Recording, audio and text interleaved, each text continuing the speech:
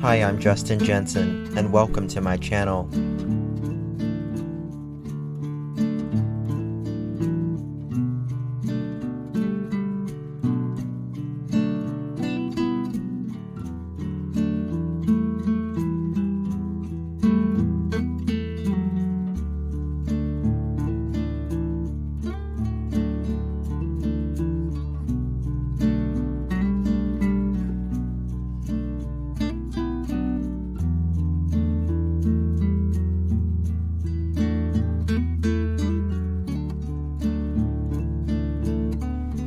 It's not the critic who counts, not the man who points out how the strong man stumbles, or where the doer of deeds could have done them better.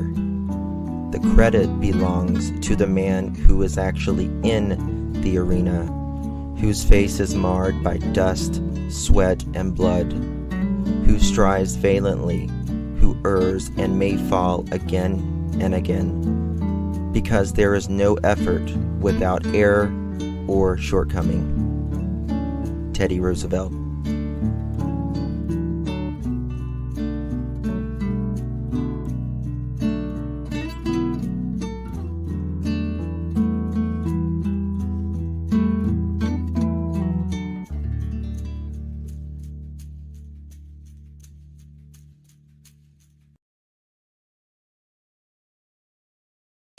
Well, hello, my lovelies. How's everyone doing? Hope you're doing well.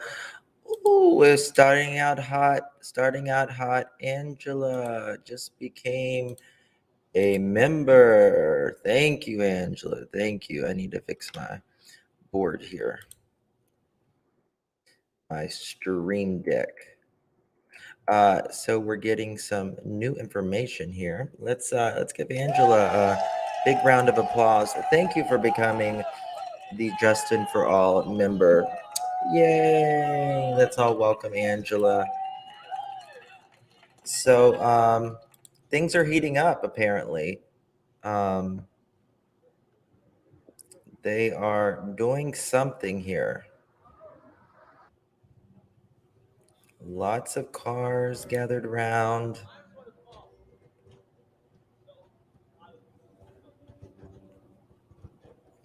Don't know exactly. Oh, I'm sorry, Stephanie. You're going to be at work. I'm sorry. Yes, Wendy, I did see that. They did state that CNN when anybody else was arrested. Still waiting. T-minus 1 hour for the presser. We are 1 hour away from the presser. That was just outside the place where the suspect was arrested at Pinocchio's. Indian Mountain Lake is what it says.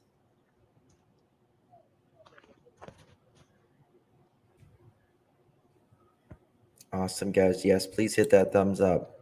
He went to school with the four and had their schedules. Misty, I have gotten so many emails, my dear. I'm so sorry. I'm getting a bunch of stuff in. I switched back over to StreamYard because, okay, we got the affidavit here. Great. Let me show you guys this. The other thing I was streaming through, it's so difficult. Your affidavit is Trooper Justin M. Lurie, Pennsylvania State Police, Trooper in since 2009. I have served as a detective at the Lackawanna County District Attorney Office, a special agent with the Pennsylvania Office of Attorney General Task Force with the Federal Bureau of Investigation, and currently as a trooper of the Pennsylvania State Police Troop in Vince Unit. Throughout my career, I've conducted hundreds of criminal investigations, including numerous homicides investigations. Your affidavit is Trooper Brian V. Knoll of the Pennsylvania State Police. Okay. So this is the affidavit of probable cause.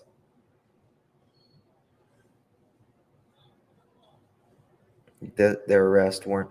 It doesn't say why the probable cause, though. It doesn't show why, which is what I was interested in. Oh, I think we got a super chat. Amen to that. Thank you so much, Sabrina. Praise the Lord. Thank you, Lord. It's a good day. It's a good day for justice, guys. Yes, he was a PhD student. Apparently, he didn't do good enough. He didn't learn enough. How about that? Wasn't expecting this today. Interesting. And today they are celebrating Maddie and Kaylee's life. She's live at the apartment. Let me check.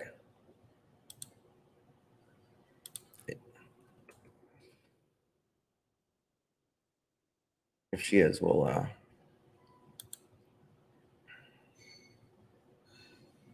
honor, by the way. We really feel for the families of the victims, not just, Maddie and Kaylee's family, but Ethan and Xana's family as well. There's a lot of people don't realize, and maybe it just hasn't sunk in yet. For those that are watching this, Maddie was an only child. There's really nothing going on there. The Mogan family, they're saying you're muted. Why are, yeah. The Mogan family lost everything. They lost everything. Their world crashed in on November 13th when they got the call. And it was horrific. Many of you guys know we did have an interview. We did ask them about that day, about, how they found out, about what happened. We talked to them about, Yeah, so Olivia got and Bullhorn Betty got an interview with I think it was Kaylee's or Maddie's parents. I can't remember. He's 28. Betty is saying he's 20. He's 28, not 20. Yes, he is 28. That is 100% a fact. 28. Only gal was only child. Yeah. He is definitely a creep in his mugshot. Definitely a creep. Oh my God, I feel so liberated being on StreamYard right now. The other one was just holding my groove back, guys. My hair's up. I didn't even fix my hair. Oh well. Sorry about the kitty in the background. Let me show you a little bit more about what's going on. Just a random post to honor the lives. Aw. Hey! Babe, look at this TikTok. Oh my God! What, bro? Go.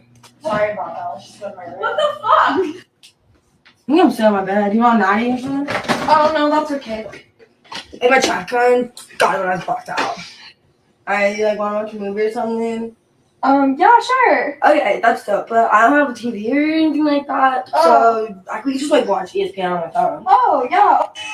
Yeah, it's Ronaldo. He's number 7. Alright. So, Silly do girls. you want to listen to my favorite song? I'm going to show up. Oh, that'll knock my thing over. Okay.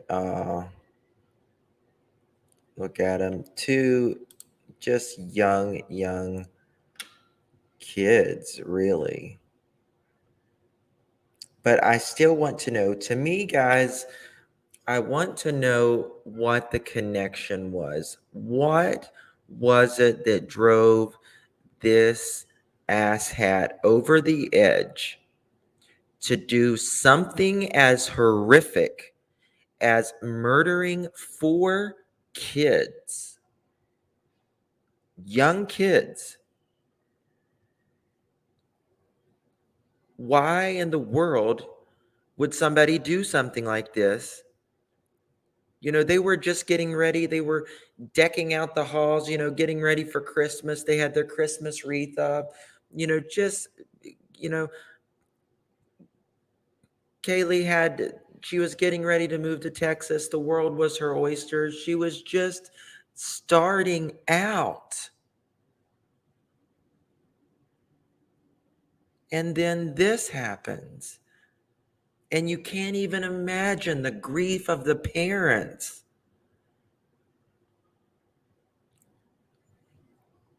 You know, why? Like, I really want to know if the neighbor is really related to this person or if someone had this person done. And what I really want to know is the guy that was arrested here said, was anybody else arrested? What does that mean? Was anybody else arrested? Should we arrest anybody else? The white car was his dad's.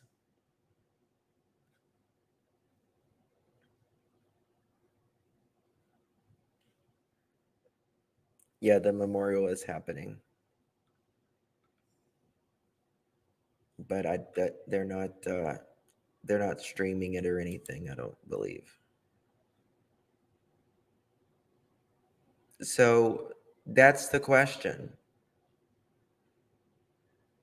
He obviously knew them or knew of them. And the profile, you know, going back with the profile, it really, you know, everyone thought he was under 30. He's 28. So that's that. The white car should have evidence in it. Yeah, it depends. You know, I mean, they said this was sloppy, right?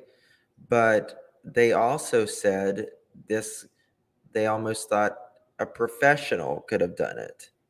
And I think by him having his PhD in criminal justice, and he tried to do a lot of research. And the thing is, he was so obsessed, he was so stuck on himself, which these people normally are, that he thought he was going to get away with it. He did these studies of, you know, trying to see, you know, what was the first thing you did after you left the scene? What was the first thing you did when you got in the door? What was the first thing? What was the last thing? And then he writes allegedly on 4chan, I'm in the woods of Pennsylvania. You'll never find me, mother, you know.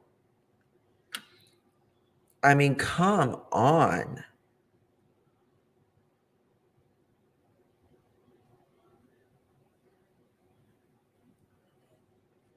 I mean, good Lord. Hold on.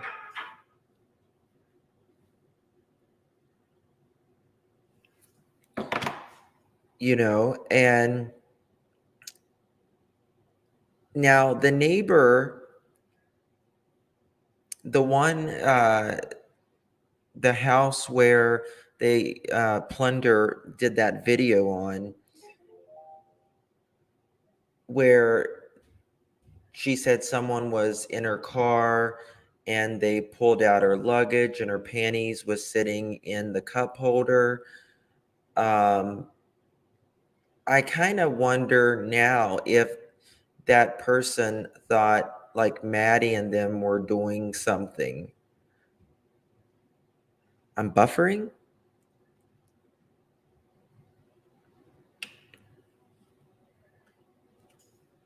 Shouldn't be buffering.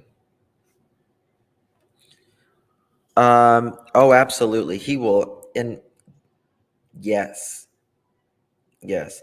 This was premeditated. He will most likely, I can't imagine and as high profile of a case as this, he will most likely get the death sentence. Absolutely.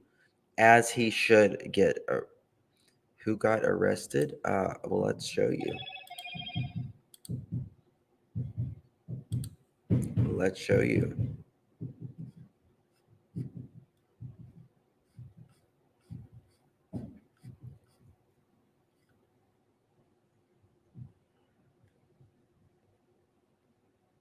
That's not Brian Kohlberger.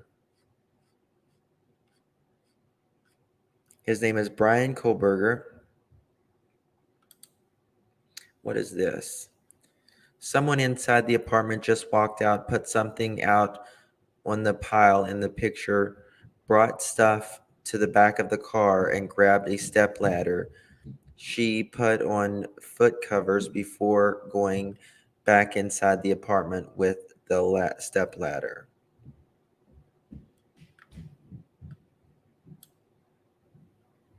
Oh, I'm sure they are forensic.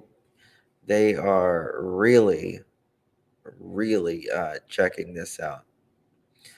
This is the ass hat. Hold on. If it'll let me.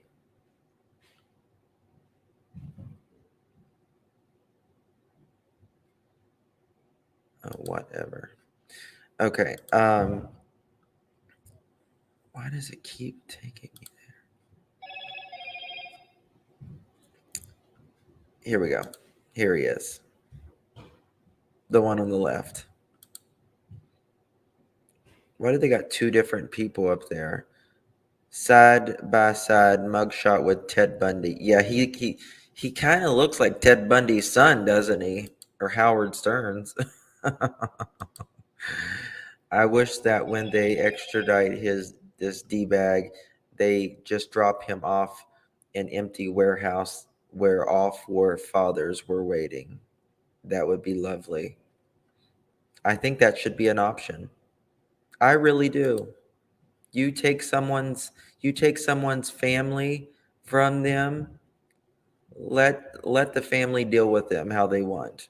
If they want to, that is. I see nothing wrong with it. Harrisburg, the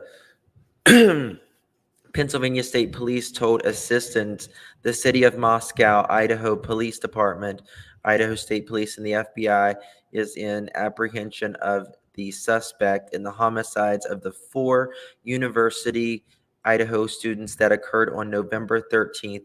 Brian C. Kohlberger, 28, was arrested on a fugitive from justice warrant earlier this morning by members. He was supposed to be arrested, I think, at 3 a.m. this morning, which I'm sure he has not slept since the murders occurred, really. Team and a Hope in Chestnut Hill Township, Monroe County. Kohlberger was arraigned before on-call magistrate district judge Michael Muth and remanded in the Monroe County Correctional.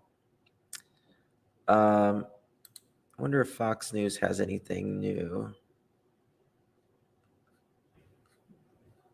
A lot more photos coming out, or not photos. Lots of stuff coming out. We are about 45 minutes away from the presser. Can't wait for that.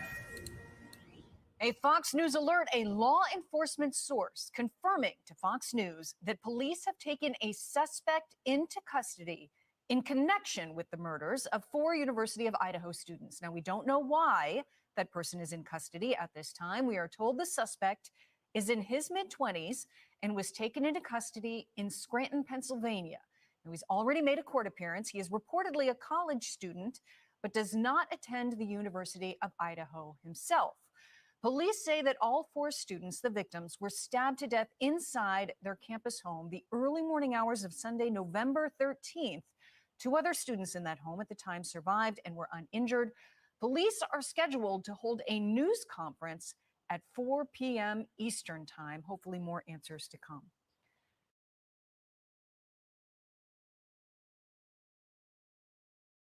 Interesting.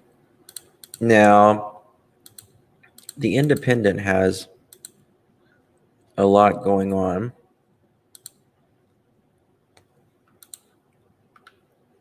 Idaho murders update: suspect Brian Kohlberger asked chilling question after arrest in college killings. We And- started the day of the crime.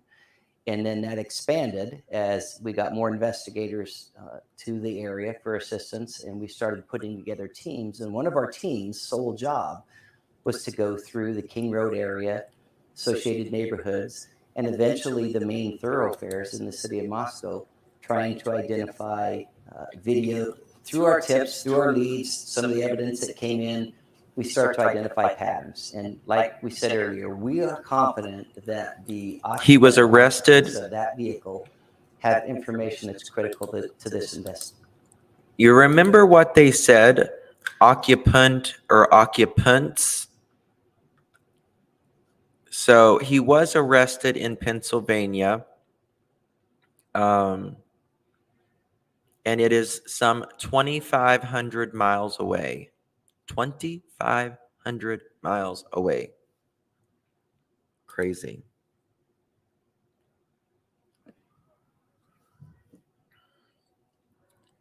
And he asked if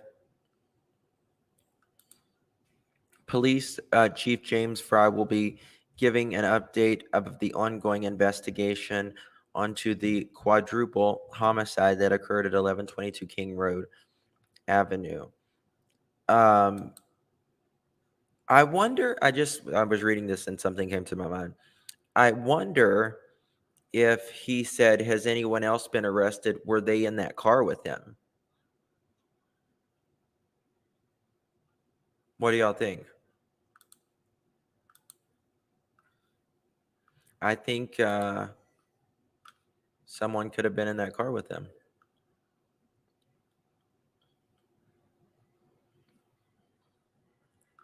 I think so. Very possible. Hold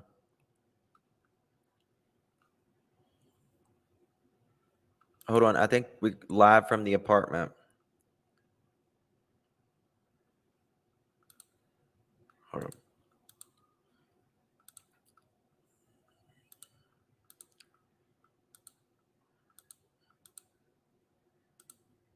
One second. And things like that. That is really why they can't really involve parents into all the information that they have. And I kept Oh my saying goodness, from the beginning Megan. that I just felt that they had. Thank you so much, Megan. You are so kind. That's very, very kind of you. I appreciate it. I emailed you and Facebook message when it broke here. I'm in PA. Love you, Justin. Oh my goodness, Megan. So apparently everyone was calling me earlier and texting me, and my phone, I guess, just went into overload and didn't give me no messages, like 0. And so I make a call, and then all the messages start coming in. It sounded like a slot machine. Bing, bing, bing, bing, bing, bing, bing, bing. There's no audio with this, so. Oh, hold on. You gotta have factual information to back that up. So do we speculate? Yeah, we could say, like even out in front of Emily and Hunter's house, could they have done it? Yeah.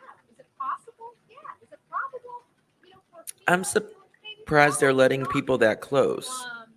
But it's possible. Yeah. Everything in this world is possible. So for those that are just coming in, please don't forget to hit the like My button. phone is always going off. Oh my God. Front of, It's crazy. On campus housing here in this Washington State University. We're at Washington State University at his house. I've got some paperwork. Behind me. We have forensic team. See, with the criminal affidavit that they have, it doesn't show anything. It doesn't show anything whatsoever. It just, they're just there looking at a wall. So, Daniel, I live in Idaho and totally forgot about Moscow PST. I wonder if the 3, 4 boys that law enforcement stopped in the field in the background, I wondered that, Kaz, as well. But see, I was thinking about the guys running that they didn't find with their heads down and they were running. Remember those guys?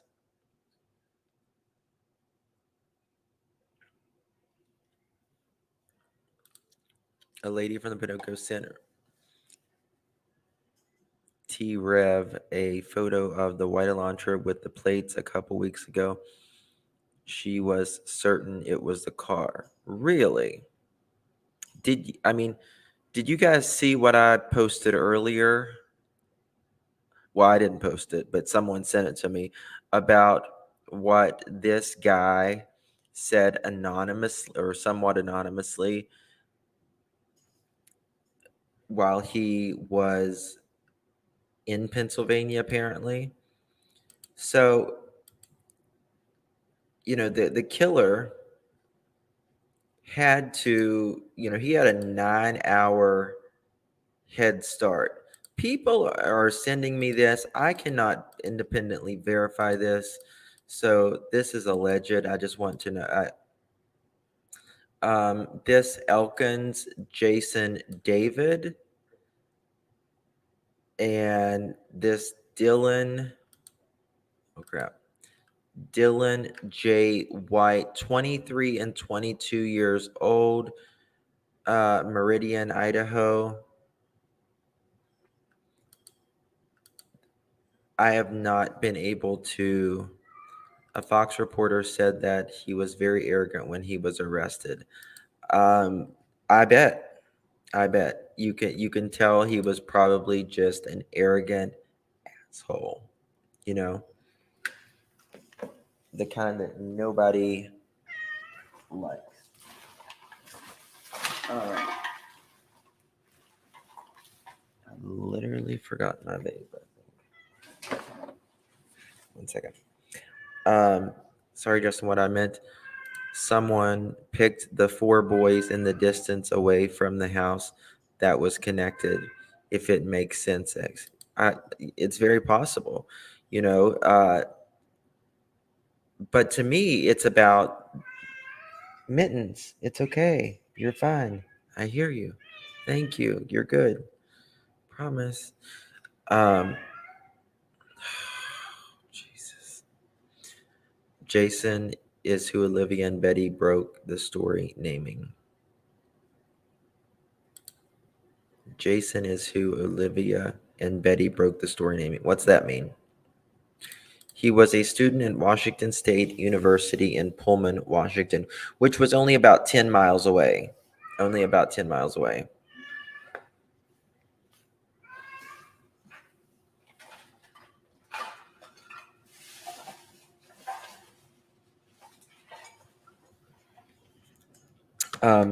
I'm going to play something for you guys, and then I need to run upstairs and get my vape before we start this press conference. We got about 35 minutes.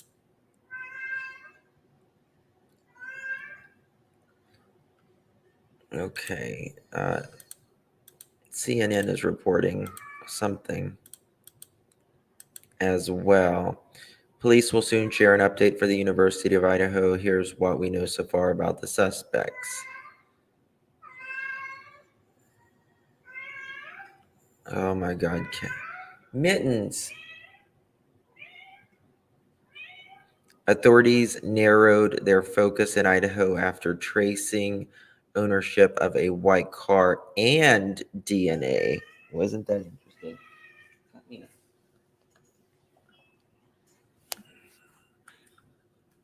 Mittens wants to say hi. Hold on. Say hi, Mitty. Say hi. Say hi.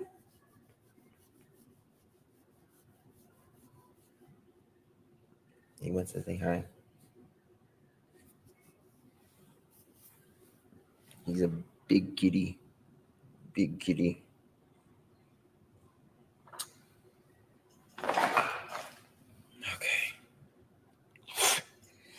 All right.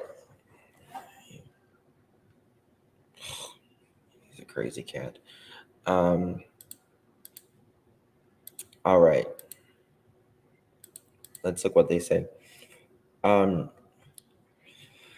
Authorities narrowed this focus to suspect Brian Kohlberger, who was arrested on first-degree murder warrant in connection with the killing of the University of Idaho students, according to documents and sources. After tracing his ownership of a white Hyundai Elantra seen in the area of the homicides, according to law enforcement source briefed on the investigation. Kohlberger's DNA has also been matched to DNA recovered at the scene of the deaths, according to the sources. So, boom, boom, boom, boom, boom, boom. Got him. Got his DNA. He was kept under surveillance while investigators from Moscow Police Department, the Idaho State Police Homicide Bureau, and the FBI worked with prosecutors to develop sufficient probable cause to obtain the warrant. Once the arrest warrant was issued, the FBI and Pennsylvania State Police were able to make an arrest.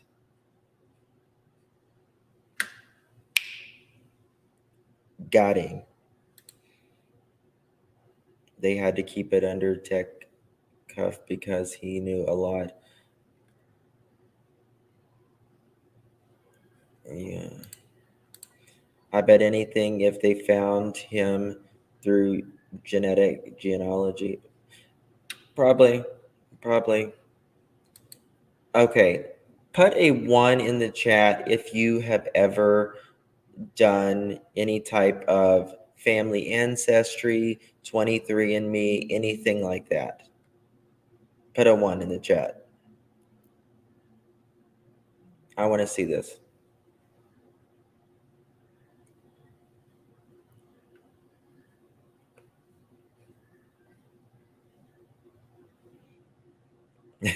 Rebecca says nope. So a lot of people have. I have. So, you can have your, people do it for different reasons. But if you have done that, then, you can be help of, don't ever commit a crime, that DNA, and, but you can also have your DNA destroyed if you want it to as well. You can contact them, and you can have your DNA destroyed. That's how you found your birth parents, Roxy. Wow. There has been a lot of secrets come out since these DNA websites have popped up. A lot of secrets have broken because of DNA.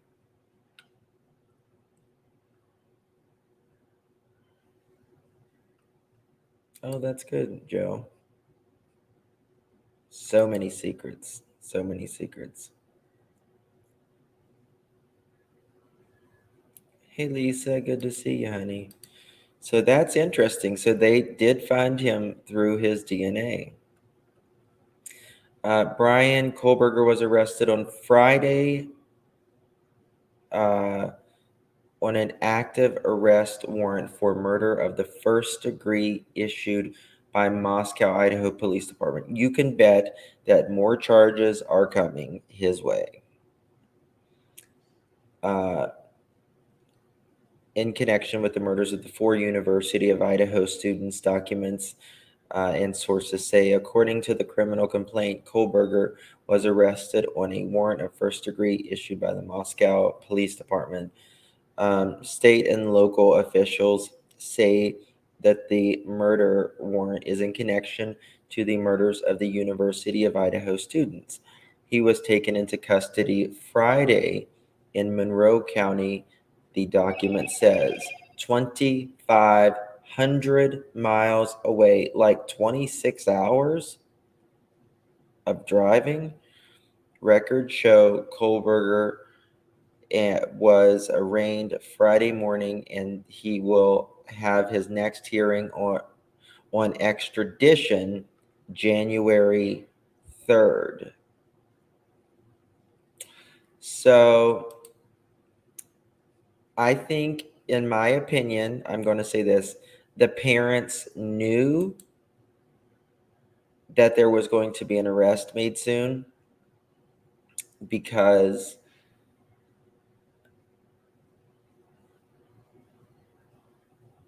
Olivia was going to put out her documentary January 5th. So I think that's probably why. That's probably why.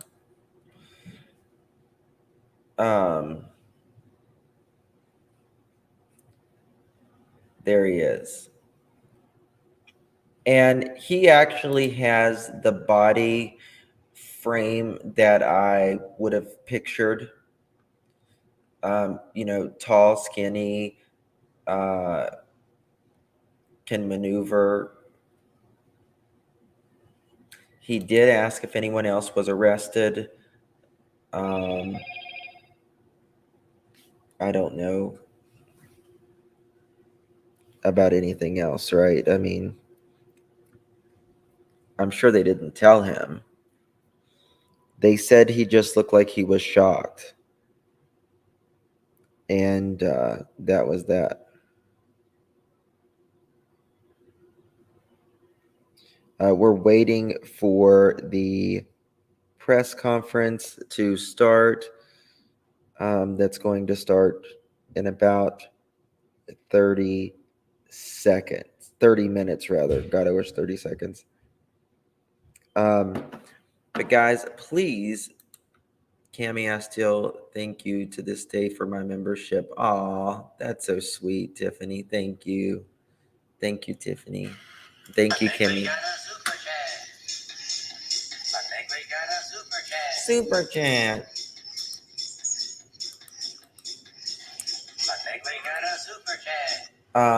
What I'm going to do is I'm going to see if there is anyone live on location, like in Pennsylvania or anything, or in Idaho even. Probably not. This was an hour ago.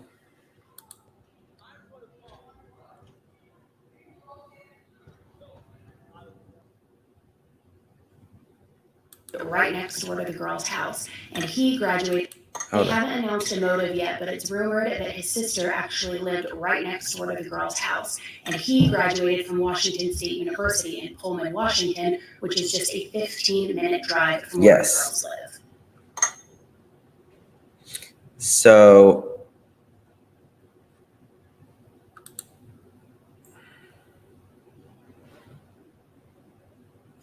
611 followers, 107 following.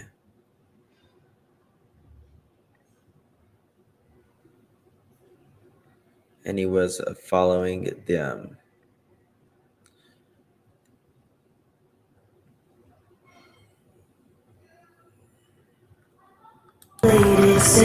Okay.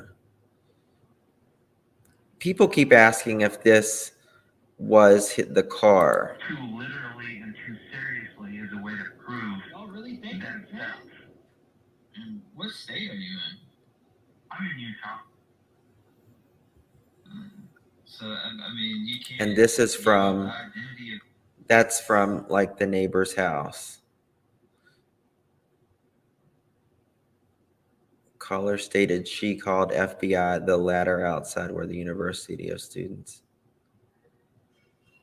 That's all.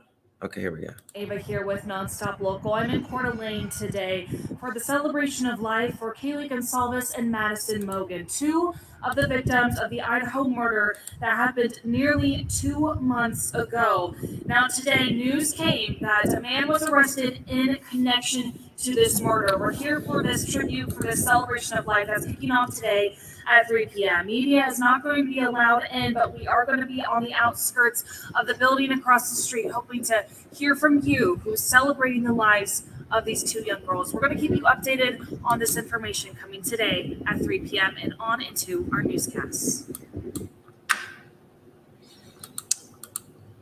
Guys, I cannot, like, I'm literally about ready to cry, honestly. Like, I'm so thankful that they finally have this person. Thank you, Navy Vet.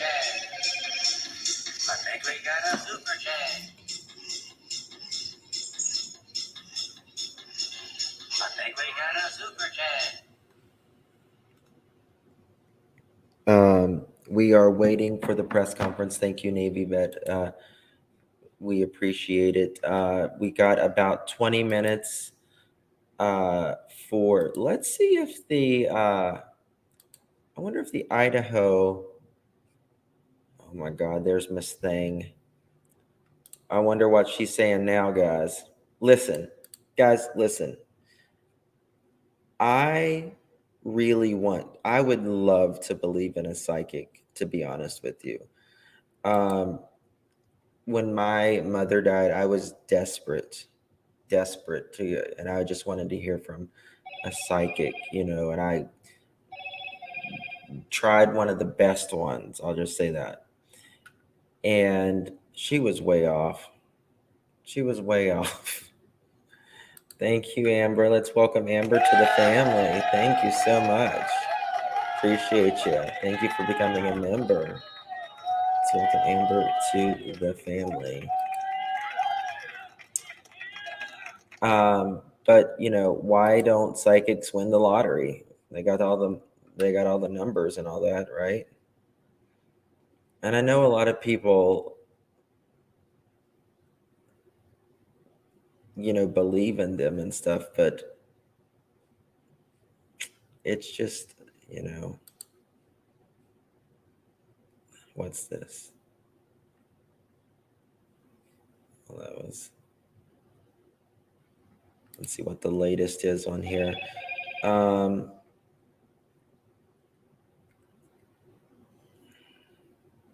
This is what they said, this person said earlier. It is vile. I hung her, up. And just read the top part.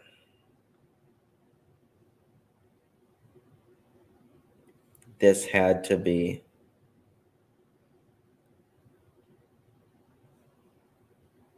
I just texted you in case you didn't see this. You text me this, Katie? Or Kitty, sorry. Oh, wow. I mean to knock that over.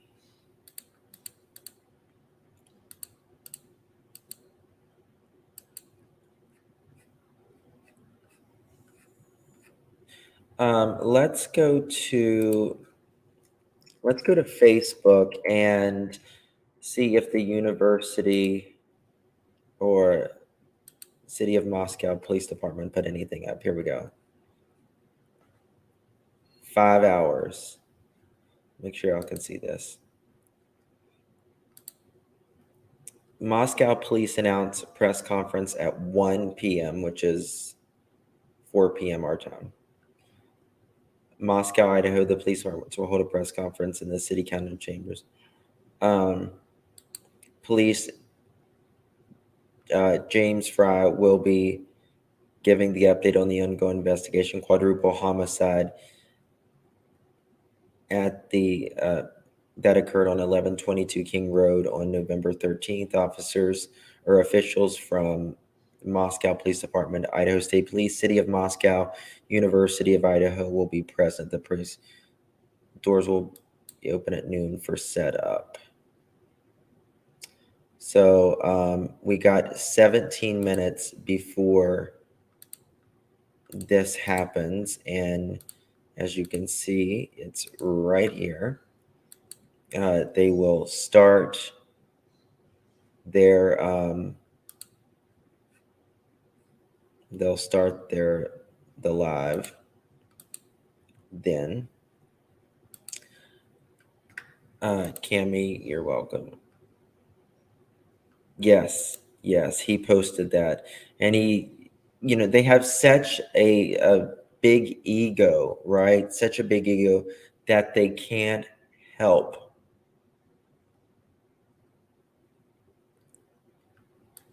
Yeah, I can show it to you again if you want.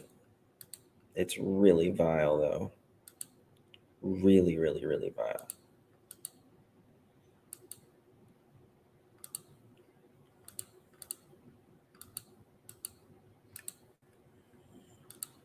Right there.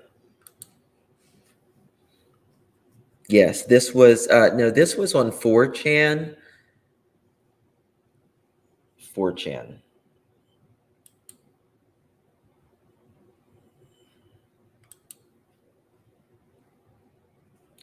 If the neighbor next door, from what I've heard before, the neighbor next door had a key to the place, or she would either like invite her. She would just be in the house at all different times or whatever, allegedly. So we got, just trying to see if anybody,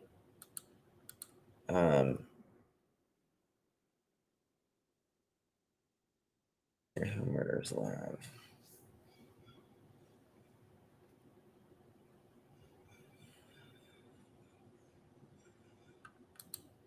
Hold on. Idaho murder suspect Brian Koberger had OCD eating tendencies. The suspect in the stabbing deaths at four University of Idaho students worried his family with bizarre eating habits, according to a relative. A former aunt, she's not his aunt anymore, of Brian Koberger, well, I guess divorced or whatever, said his dietary restrictions were very, very weird. It was above and beyond being vegan, said the aunt, who said she was previously married into the family. His aunt and uncle had to buy new pots and pans because he would not eat from anything that had ever had meat cooked in them. He seemed very OCD. Can you guys hear this? I don't know if that's related to the alleged crime or not. This guy was so. The New York Post has a thing out. Let me show you. New York Post. He had a very, very strange eating pattern. He would never eat with anything that ever was cooked with meat or anything. It just came out 24 minutes ago. Here, I'm going to show you. So he had like an obsessive, you know where a place that you really can't be picky at? Jail. That you can't be picky in jail if you have some weird eating tendencies. It's because he was spoiled. He said it was way beyond kosher. Oh crap! What the hell? Hold on. Replay this.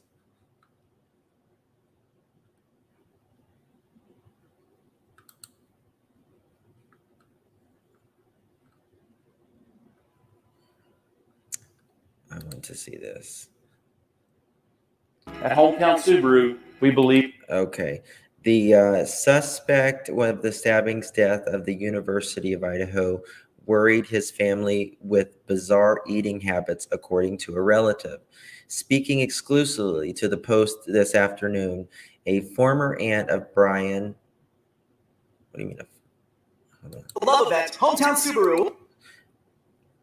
Brian Koberger had dietary restrictions that were very, very weird.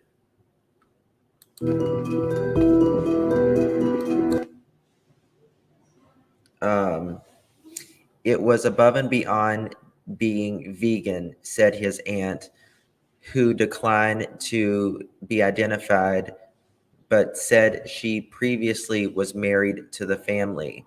His aunt and uncle had to buy pots and pans because he would not eat anything that the meat had, that, 1 second, please.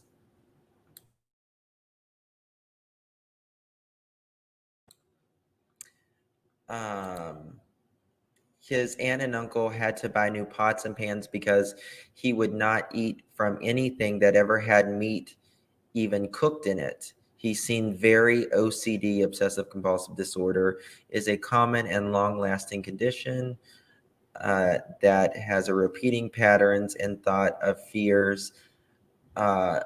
He would lead them to complete repetitive behaviors task over and over again. Koberger, 28, was arrested in the pre-dawn hours in Scranton, Pennsylvania. Okay, just making sure y'all can see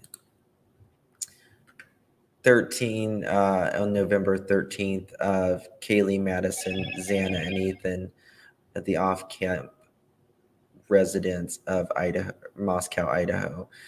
At the time of the arrest, records indicate Koberger was a doctoral candidate in criminal justice at State of Washington University in Pullman, just 10 miles away from Moscow. The university removed his student profile page shortly after his arrest. Interesting. Online records show that Koberger obtained a Master of Art from the DeSales University in Center Valley, Pennsylvania in 2022. Notably, the DeSales email was tied to a cryptic Reddit post about a study he was planning about a emotional and psychological condition he would-be criminals. And this is where we saw the photos outside just a little bit. It is a good day, Kiwi. You are absolutely right. I am on edge too for the presser ones.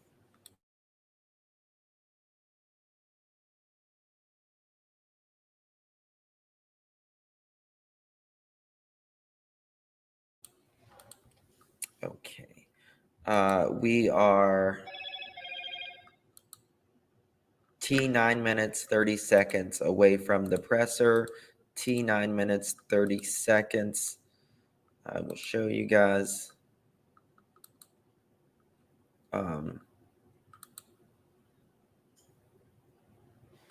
Exactly. This is the press conference. There is 16,000 waiting currently. 16,000 people waiting currently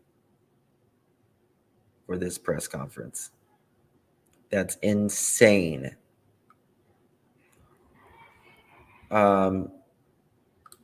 If anybody wants to call in, you're welcome to call in, as long as it's just a few minutes.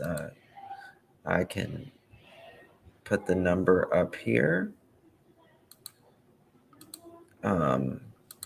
307-228-4906.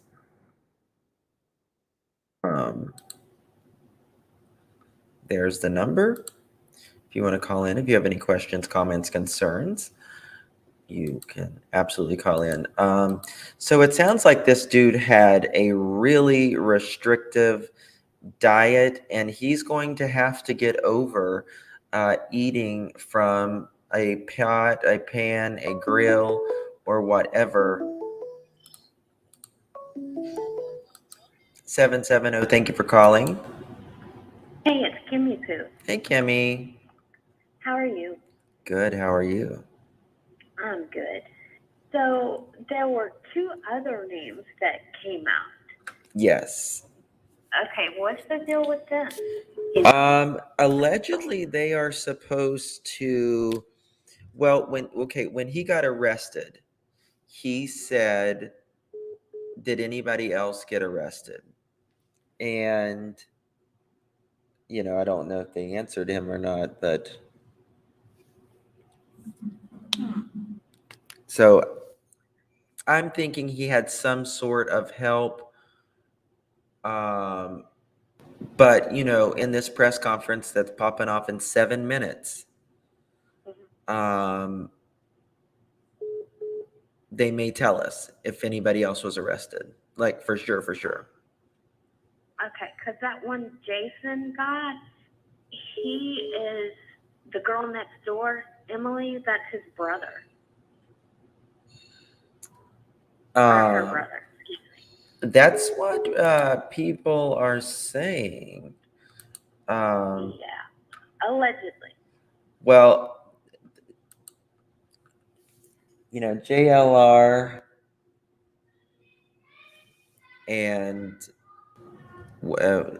and myself and Betty and all of us, like we were kind of all talking in a chain text message, and just the we were kind of talking about them next door. I actually said that to Betty this morning. I said, "Are you still looking at them next door?" Because there was some rumors about some jealousy next doors. Now, I don't know. This guy had to feel wronged in some way because this was clearly a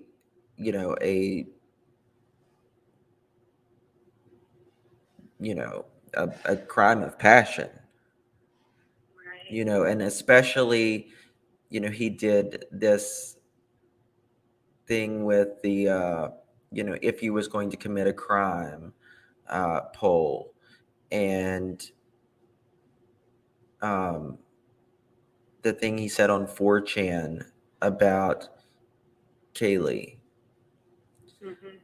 So,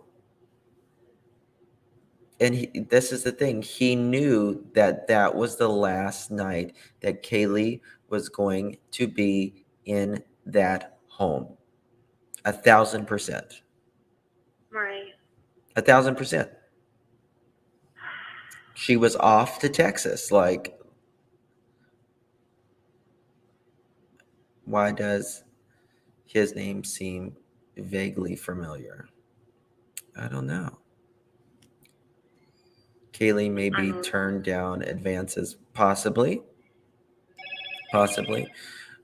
It could be something that is related to the OnlyFans. It could be something related to a family member next door. It could be that there was some jealousy. Someone told on someone that someone was having an affair, cheating or something. You just don't know. Right.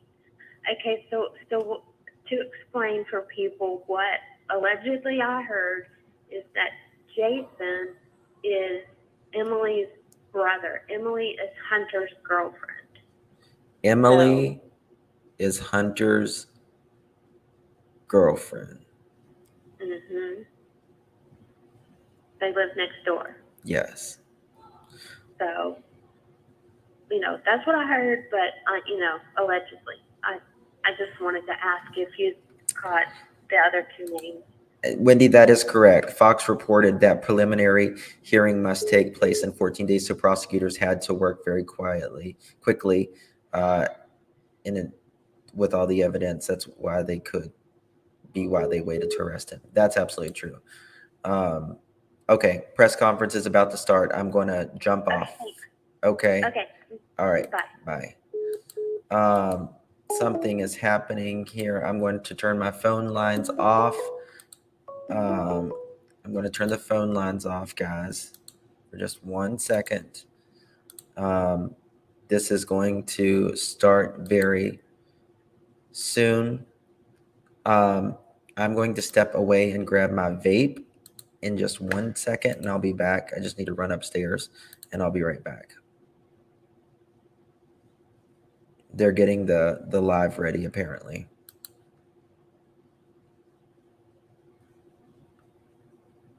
Yeah, they are live. Okay. I'm going to step away for 1 second.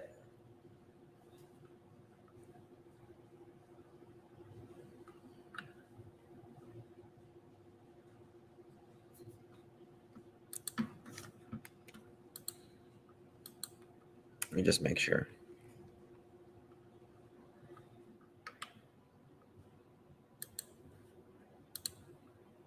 Okay, I was just making sure that it wasn't me. Okay, it's good. Starting in just a second.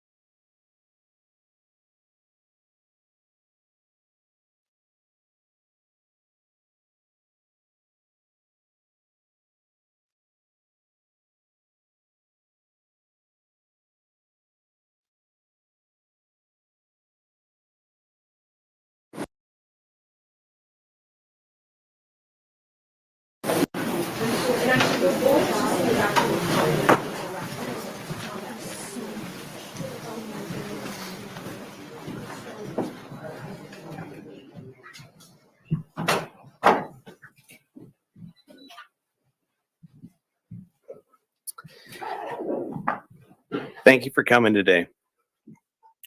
Last night, in conjunction with the Pennsylvania State Police, Federal Bureau of Investigation, detectives arrested 28-year-old Brian Christopher Kohlberger in Albrightsville, Pennsylvania, on a warrant for murders of Ethan, Zana, Madison, and Kaylee.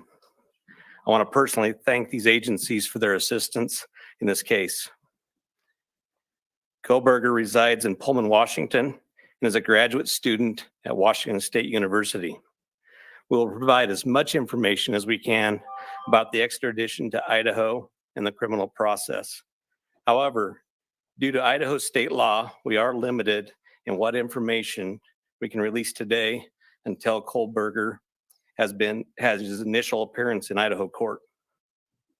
I want to express my appreciation to our local community, the people of Idaho, and those throughout our nation who provided information to help us investigate these murders has been very impressive.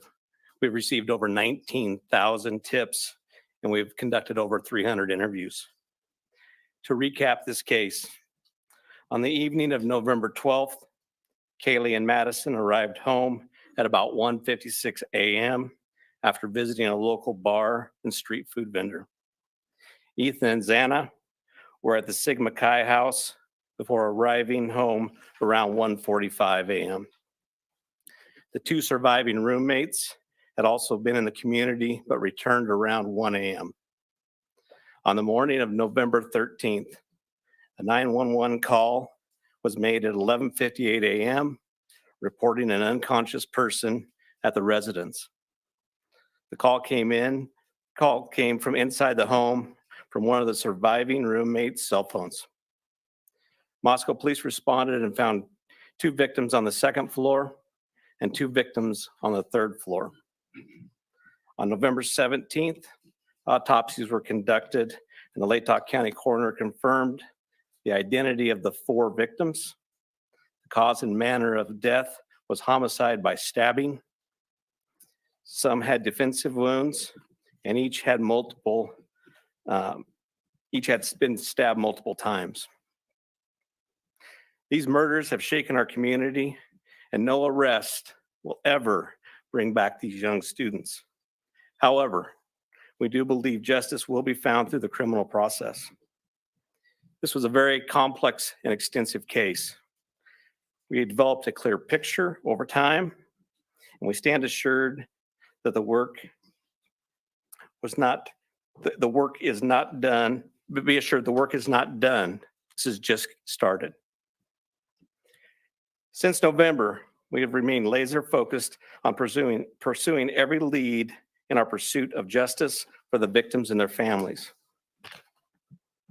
I recognize the frustration with the lack of information that's been released. However, providing any details in this criminal investigation might have tainted the upcoming criminal prosecution or alerted the suspect of our progress. We will continue to provide as much information as we can as the process moves forward. Today, I want to specifically thank our dedicated Moscow Police Department detectives, patrol officers, the Idaho State detectives, the Idaho State troopers, and their crime lab technicians and scientists, and the Federal Bureau of Investigation for the resources and personnel to conduct this massive investigation. It was the dedication of them and the persistence and the numerous hours that led to an arrest. Fortunately, these highly skilled people worked together as a cohesive team to solve this case. I also want to thank our community and the nation. Over the past 6 weeks, I've been continually reminded of how much our community cares.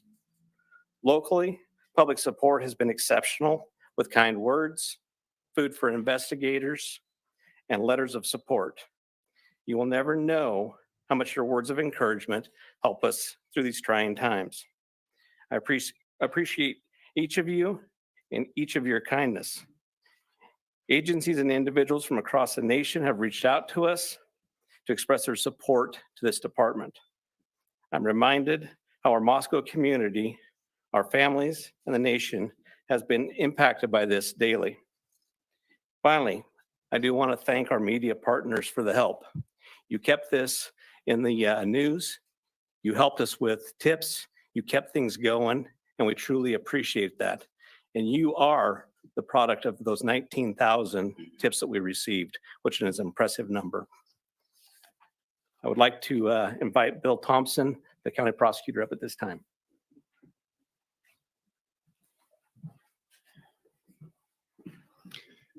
Good afternoon, folks. My name is Bill Thompson. I'm the Latah County prosecutor. And it's sad to be here, but happy to be here at the same time. As Chief Fry indicated, a criminal complaint was filed yesterday here in Latah County, charging the defendant, Mr. Kohlberger, with 4 counts of first-degree murder, in addition to felony burglary, which involves entering the residence with the intent to commit the crime of murder. Mr. Kohlberger, and let me preface, there's a pending case now in court, and I and my office and the investigators have to live with the restrictions that our Supreme Court places on pretrial publicity. That said, I promise you we will share with you through the court process or otherwise whatever we are allowed to. I just appreciate your patience on that. The factual basis for the charges are summarized in what's called a probable cause affidavit that is on file with the court. According to the rules of the Idaho Supreme Court, that is sealed until Mr. Kohlberger is physically back in Latah County and has been served with the Idaho arrest warrant.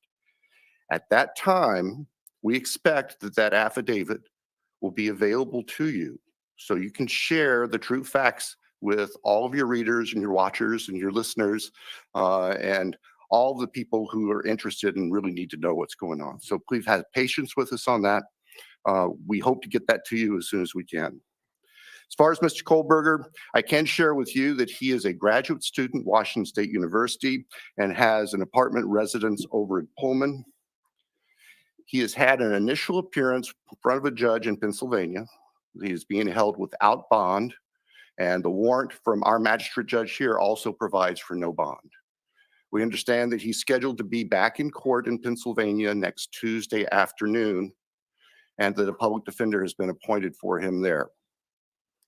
The process at this point is, since he was arrested in another state, he has the opportunity to either waive extradition and return voluntarily to the state of Idaho, or if he prefers not to waive extradition, then we will initiate extradition proceedings through our governor's office. If we do that, it can take a while for him to get here. So again, I'm asking for your patience and understand that's just the way the system works. Once he gets here, he'll have an initial appearance with our magistrate. They'll deal with issues such as making sure competent counsel is representing him, and the case will be scheduled for further hearings. Your primary source of factual information is going to be the court record, because that's what the Supreme Court says we need to refer you to. So please pay attention to what's going on in court and have people there to watch and hear what's being said. As an attorney, myself, my office, we are limited on what we are allowed by the courts to say outside of the courtroom. So please just work with us. Finally, as the chief indicated, this is not the end of this investigation. In fact, this is a new beginning. You all now know the name of the person who has been charged with these offenses. Please get that information out there. Please ask the public, anyone who knows about this individual, to come forward, call the tip line, report anything you know about him to help the investigators and eventually our office and the court system understand fully everything there is to know about not only the individual, but what happened and why. Next, I'll introduce Colonel Ked Wells from the Idaho State Police. Thank you. Well, good afternoon. My name is Kedrick Wills. I serve as the director of the Idaho State Police and certainly want to express our appreciation for your attendance here today. These tragic murders took 4 young, vibrant lives from our community. Nothing we do can bring them back. The only thing that we can do in law enforcement to honor their memories that we know of is to bring this to a successful conclusion. This has been a very difficult time for the families, the university, the community, and the state of Idaho. However, it is also proven that communities come together in tough times. Certainly appreciate the support of the local community and our national audience that has been following us as our investigators have worked through this case. I'm thankful also to you, the media partners, who have helped keep this case in the forefront that generates the tips and we hope will continue to generate information that will help us to a conclusion of this proceeding. I'd like to express our appreciation on behalf of the Idaho State Police to Chief Fry, his leadership, and the entire Moscow Police Department for the way that they handled this from the very beginning. He directed the right people to the right positions that led us to this conclusion today. I've had the utmost confidence in this investigation and in Chief Fry, as well as in Mr. Bill Thompson and the Latah County Prosecutor's Office, who've been a great partner throughout this. Nothing has deterred the commitment of the investigators who've worked on this case, regardless of the organization they represent. It's been very trying and very difficult, as you know, that it has been on those investigators as they do the tedious work that they're so good at doing. The partnerships is what's led here as well. The partnerships between Moscow Police Department, I'd like to express our appreciation with the Federal Bureau of Investigation, specifically the special agent in charge out of the Salt Lake City Division, Dennis Rice, and also the work that happened in the last 24 hours in Pennsylvania with the arrest with the Pennsylvania State Police and Colonel Evanchik with the Pennsylvania State Police. We appreciate what they've done across the nation to help us as well. As Bill shared, this investigation is far from over. In fact, I appreciate what he shared, that this is not an ending, but rather a new beginning. The difference now is, as he shared, that we are dictated what information we can share by the court process and by laws in our state of Idaho. And so we will share, as he shared, Mr. Thompson is absolutely committed to share everything he can share through the court process. We've got to make sure that we don't get in front of that process. And we really deeply appreciate everybody's support here. The relationships that were forged here and the partnerships that were forged have led to this. And based on that is why we're here today. And we continue to believe that the best way we can honor these 4 lives that have been taken is to make sure that we have a successful outcome here. One of the partnerships that's been forged throughout this is a partnership with the University of Idaho. And on that, I'd like to introduce the president of the University of Idaho, Mr. Scott Green.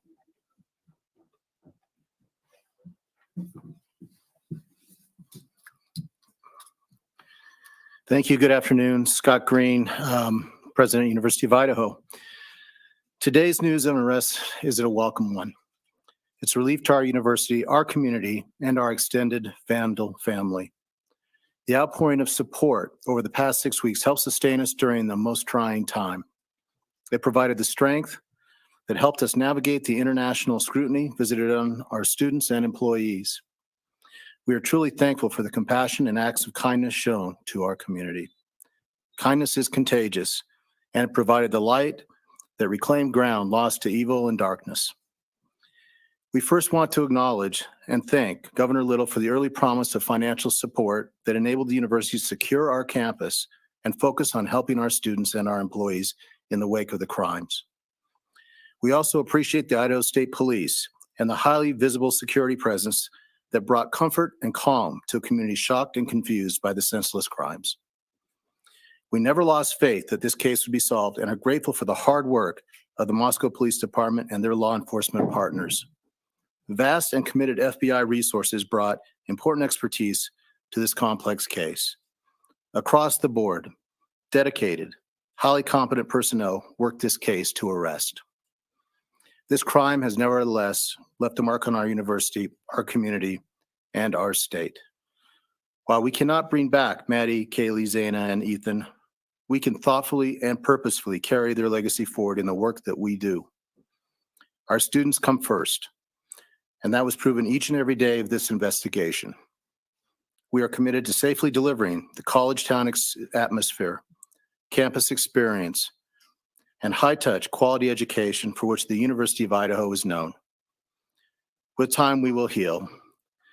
We will move forward together, and we will remain Vandal strong. With that, I'd like to turn it back over to Chief Fry.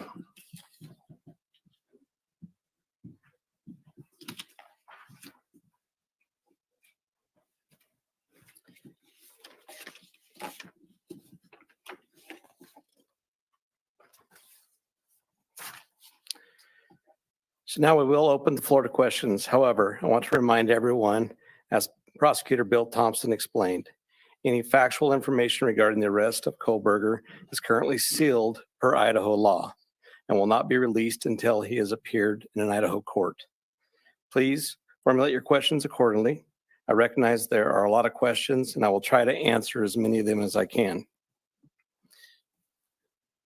Is there an evergreen or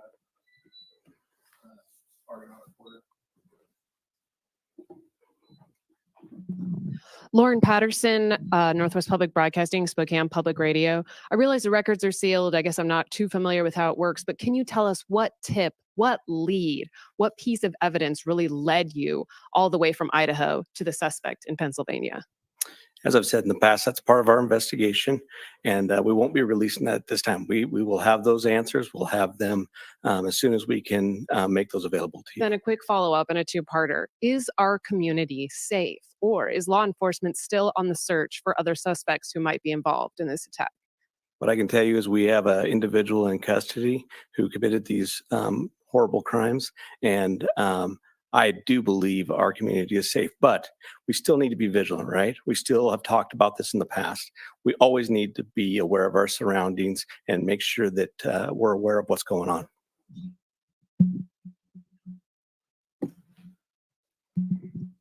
Hi, Chief. How soon into the investigation did police and law enforcement begin to spot Mr. Koberger as a potential suspect? And a follow-up, how many tips, if you can say, were specifically related to Mr. Koberger? To the tip part, honestly, I can't answer that question, so I'm not even going to speculate on that. On the other part, that's part of our investigation, and it will come out. I'd like the mic to please come right over here. Thank you. Dana Griffin with NBC News. Can you confirm that Kohlberger asked whether or not anyone else had been arrested when he was in custody? I cannot confirm that, or I'm not sure of that information, but that would still be a part of our investigation. Did CODIS initially return any hits on this guy?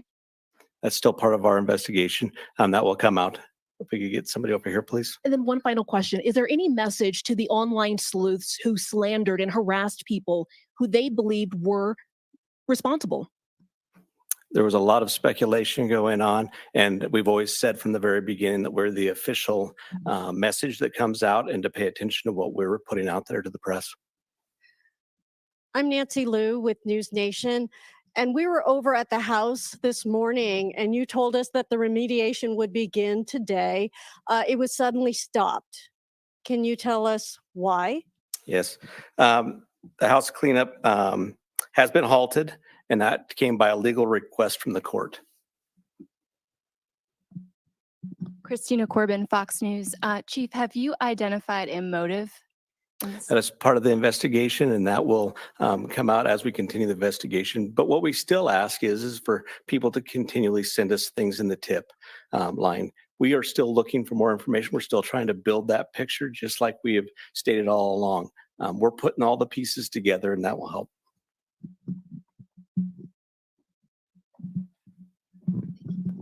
Chief Veronica Miracle with CNN. Any indication that the suspect knew the victims?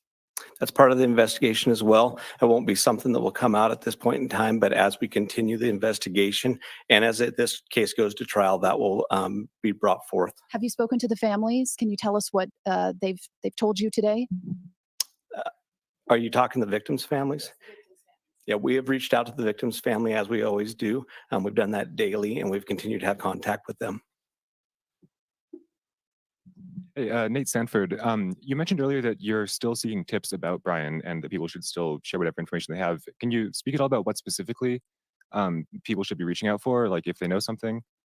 I would say anything and everything. As we've said all along, we know what tips we're looking for. We will take those tips and we will have professionals look at those and decide which pieces of those we need to use for our case. So we ask that everybody would do that. Angela Palermo, Idaho Statesman. Your department and other investigators on the case took a lot of flack for keeping information close to your chest. Are you glad that you did that, and were you worried about tipping the suspect off? I will 100% stand behind the way that we handled this investigation. And this all started from day one with our patrol officers arriving on scene, locking down the scene, us calling in the Idaho State Police, us calling in the FBI, and keeping information that was pertinent to this case very, very tight. We want to have a situation where when this goes to trial, there is no doubt that we've done everything right and we've slowed down and we've continued to slow down. We'll continue to do that. Hey, Chief. Have you guys found the murder weapon or the Hyundai Elantra? So we are still looking for all pieces of evidence, but we are still looking for the weapon. And I will say that we have found an Elantra. Stephanie Becker with CNN. Can you tell what it was like when you got the phone call when the police told you that they had your suspect? I can tell you for a lot of law enforcement, it was a fairly sleepless couple of days with as we were leading up to everything that we were doing. But what I can tell you is I have faith in those agencies across the nation. I have faith in our officers. I have faith in the FBI, and they did a great job. But sure, there was some times even throughout the day that we were always concerned. Hi, Chief. Don, you back at CBS News. Can you talk a little bit more about the suspect's connection to Pennsylvania? All I know is that he lives in Pennsylvania. Chief Guy Tannenbaum from Nonstop Local KHQ in Spokane. More about the Elantra. We saw reports that you mentioned that you recovered an Elantra, but can you specify where that was found? And we know that that was one of the biggest pieces of information you were asking from the public to tip. Were you able to provide an information on whether those tips led to this seizure of an Elantra? That's still part of the investigation that will come out in the future.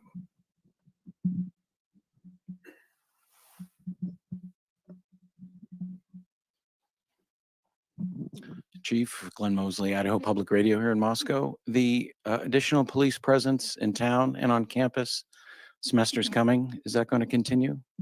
You will continue to see state troopers in the area. You know, we're talking to Latah County as well. You will see a presence of us that we're always have up on campus. We have assigned officers to that. So you will continue to see a law enforcement presence.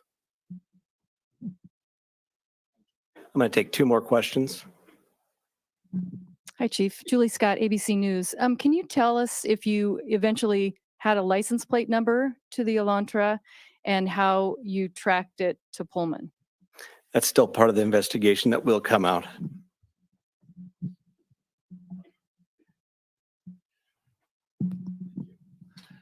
Chief, hi, Matt Lovelace with the Murrow College of Communication. I want to ask about Mr. Koberger as a graduate student at WSU. Are you aware of if he returned to campus after November 13th? And have you had any communication with departments on the WSU campus about his attendance? So some of that is going to be followed up as we continue our investigation. We'll be asking some of those questions, but that'll come out in the near future. So what I do want to do is I want to thank you all. You really have been the national voice for us. You've given us the opportunity to get many, many tips. And I do appreciate everything you've done, and we'll continue to look forward to working with you in the future on this. So I'd like to thank you for that, and thank you for your time.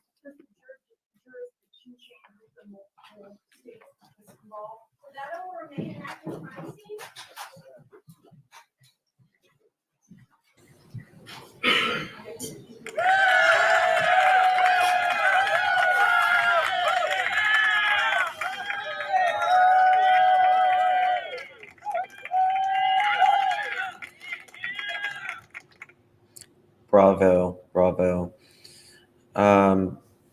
Didn't really answer much. That they can't really at this point. Definitely a round of applause. That was very good, very good. The press conference lasted about 40 minutes, 30 minutes, something like that.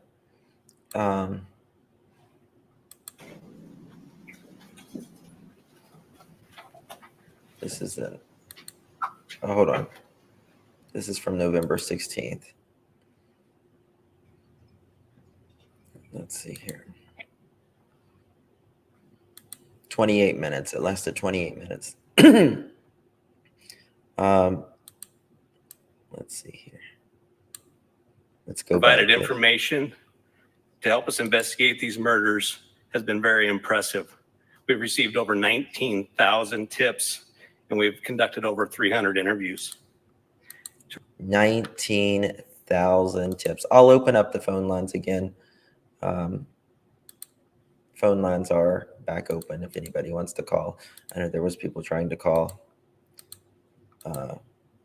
just moments ago. So 19,000. They are still looking for information. They said they have not found the murder weapon. However, they did find the Elantra. This guy went to the University of Washington, 10 minutes away from King Street. And apparently he traveled to Pennsylvania right after the murders. I don't know if he was staying with his parents. his family somewhere. We have no idea really at this point.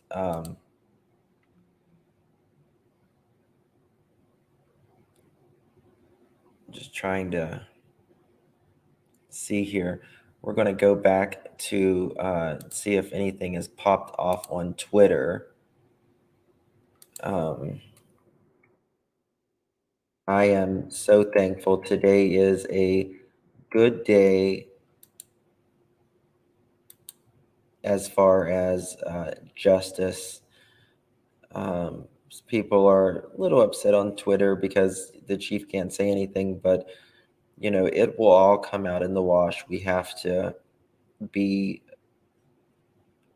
you know, we have to respect it at this time because, you know, this is a investigation, and if you really want justice, you have to wait for it, because otherwise these cretins have so many chances, so much they can try to get out on the court system. Oh, well, they did this, they did this, they did this. And, you know, it's just something that, you know, we're just going to have to wait for. 19,000 tips that they have received. Incredible, really incredible.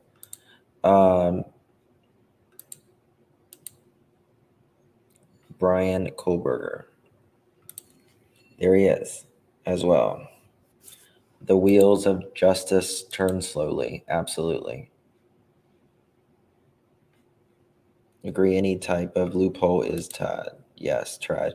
I heard that the girl lives in PA, called one of the YouTube creators live, and she spotted an Elantra with Washington plates. The creator told her to call the police, so she did call the police. That's very interesting. Yeah, Caitlin, you know, a lot of reporters don't like web sleuths and stuff, and and truthfully, I'm just going to be honest with you. The reason they don't is because it ties. We get more views than they do, to be quite honest with you.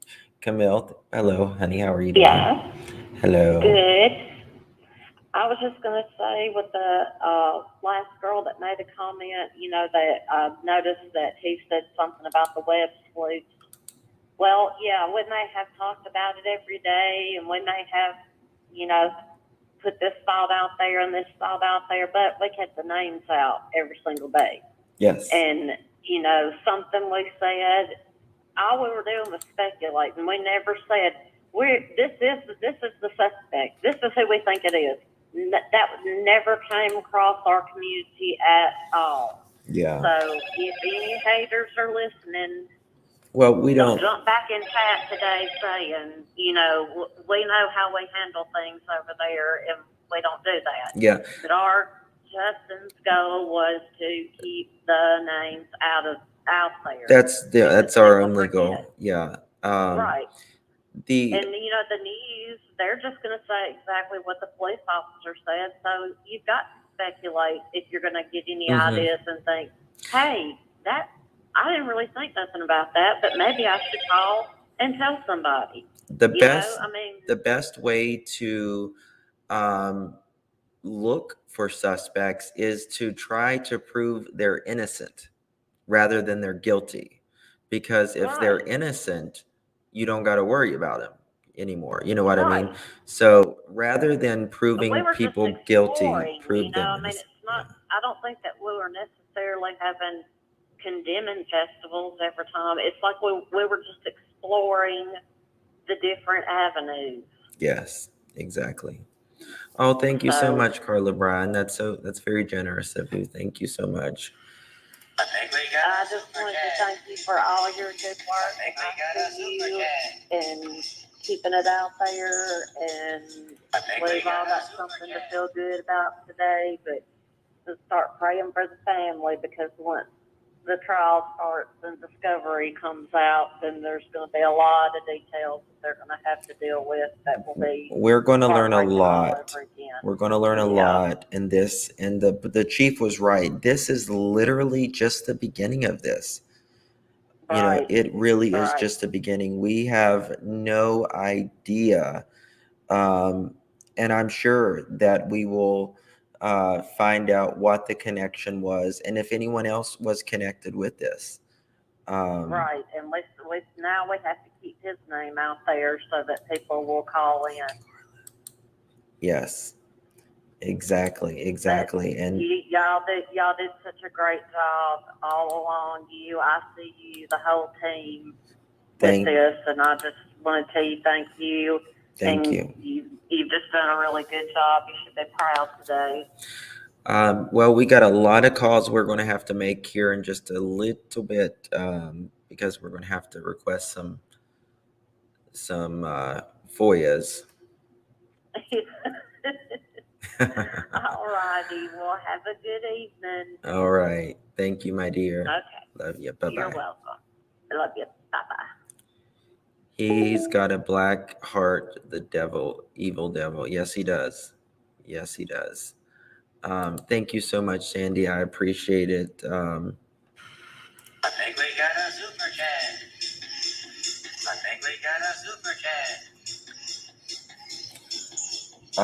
Thank you so much. I appreciate it. We are just trying to see if anything else has popped off.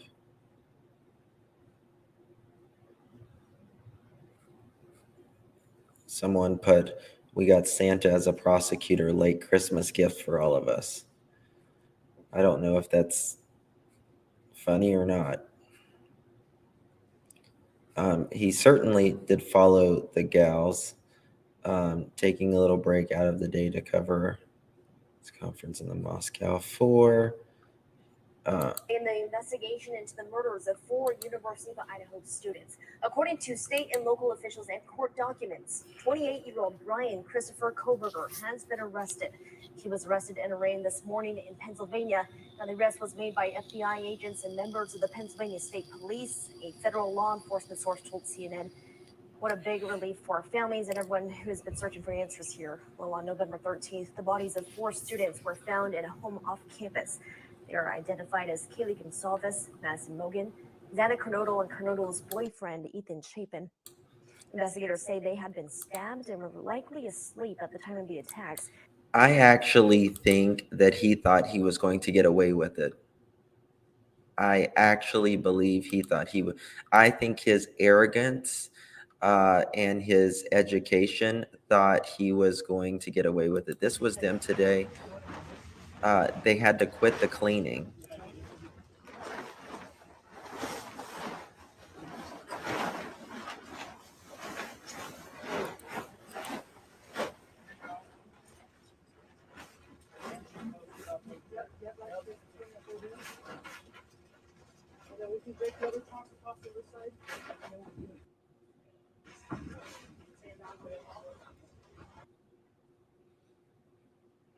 They were told to quit.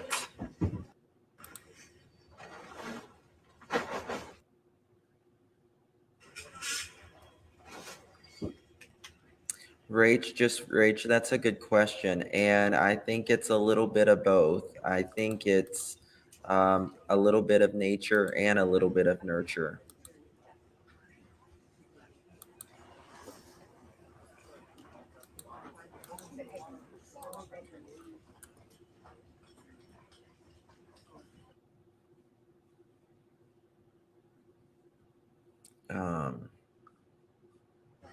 Press conference is coming down.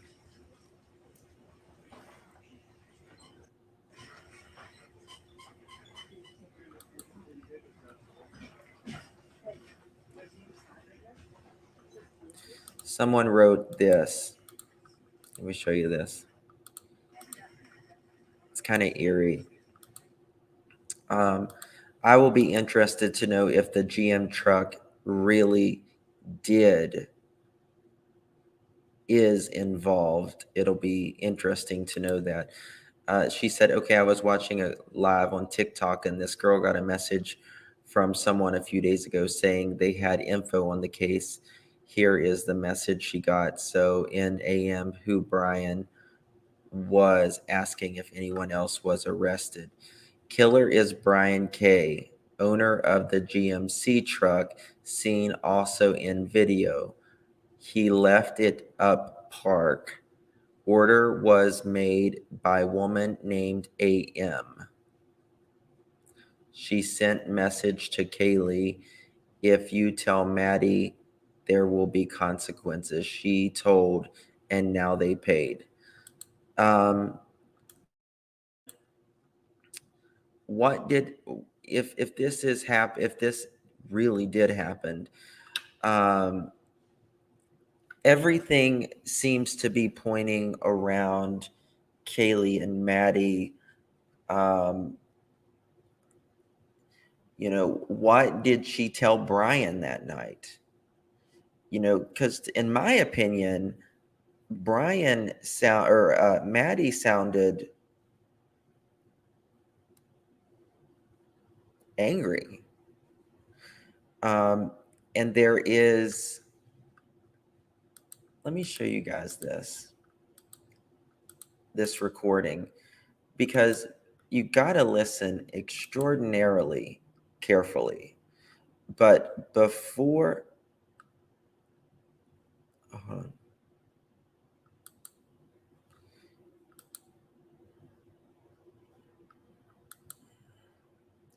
hold on, I'm getting some stuff in. Exclusive neighbor tells Action News she had seen Idaho murder suspect Brian Kohlberger going in and out of parents' Pinoco's home in recent weeks, awaiting 4 p.m. press conference out of Ohio for more details like motive.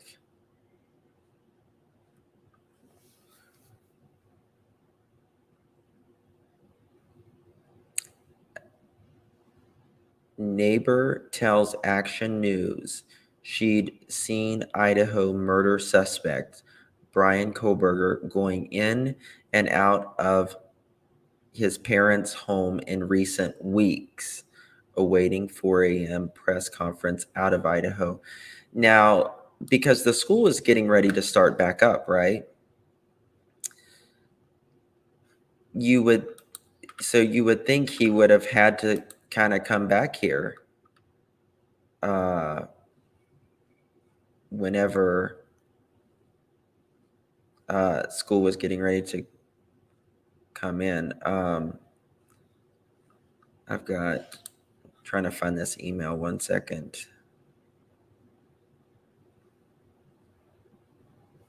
Okay. I want you to listen to this. Listen to it closely too. If you have earbuds or headphones, listen to it. You can hear it much better. Before the girls talk.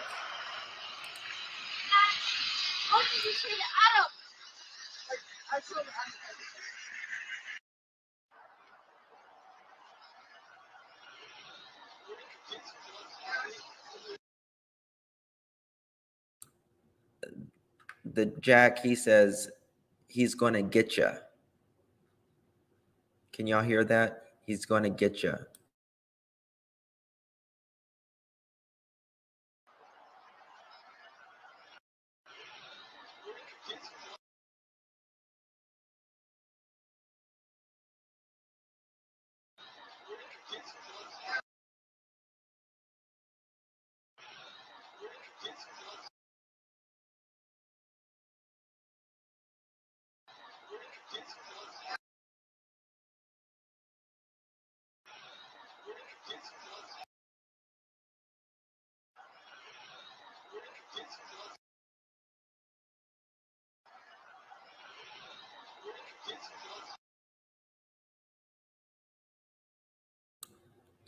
Gonna get you. Gonna get you. He's gonna get you. Heard it that time. Here, I'll play it a few more times.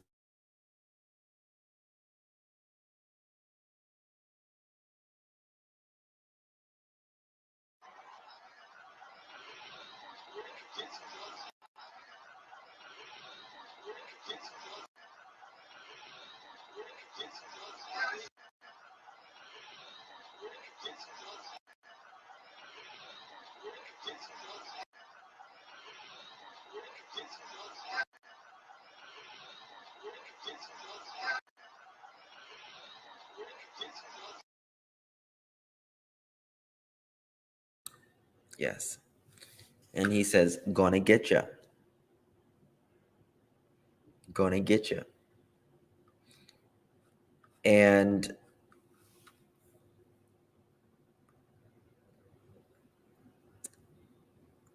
who is speaking? And is that after food truck? This was right before the food truck. This happened right before the food truck. Or what did he get you girls? He says, I think he says he's going to get, he says, I know he says gonna get you. I need to hone in on that and get it a better sound. Gonna get you. Gonna get you. There's another one that I have. Let me see if you can hear it better.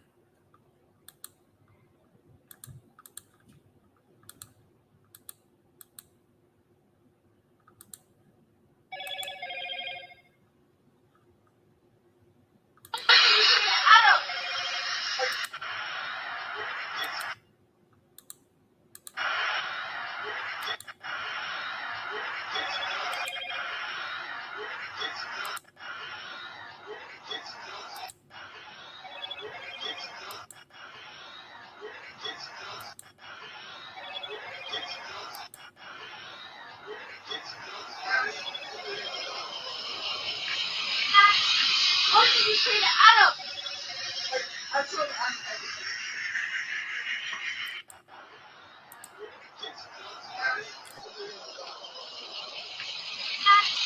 How did you say to Adam?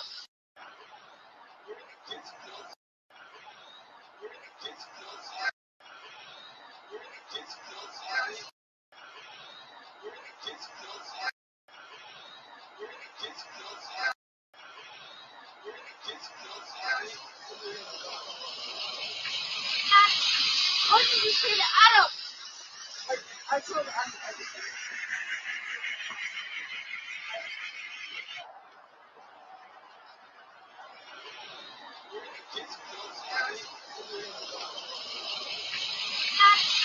How did you say to Adam?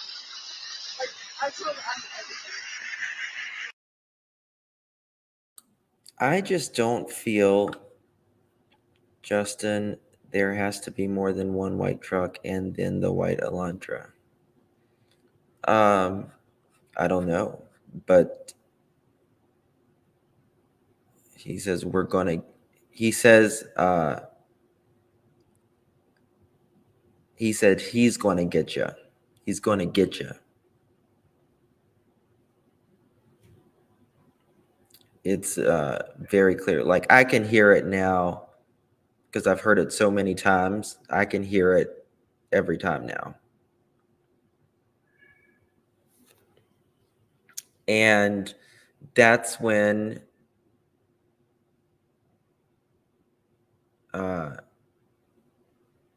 she says, what did you...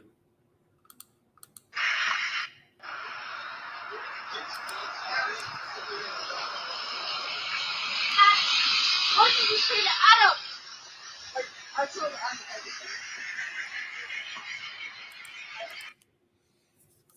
Maddie, what did you say to Adam? Get your girls something to eat. No, he doesn't say get your girls something to eat. Someone had it blown up better than anybody else and he's talking about Adam is going to get you, like Adam's going to get, but obviously Adam is not the killer, obviously. But I think there was some type of secret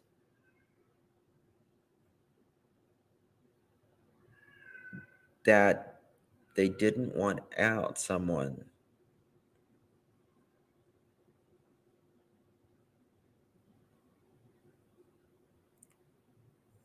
No, it's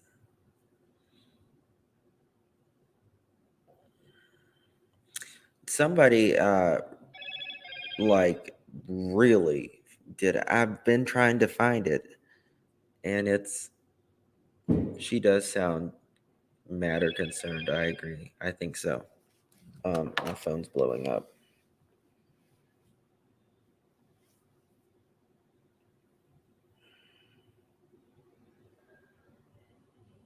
Oh, wow.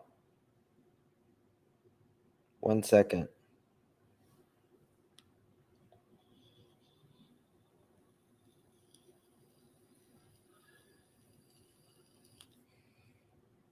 Did y'all know that there was other unsolved stabbings? Other unsolved stabbings.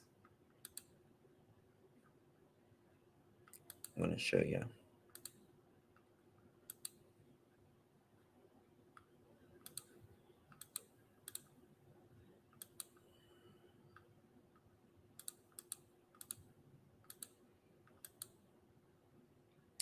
I know it's kind of small. Here's King Road, and then Sandra Ladd, Ladd, and Travis and Jamie Lynn Juten. Those are unsolved in the area as well.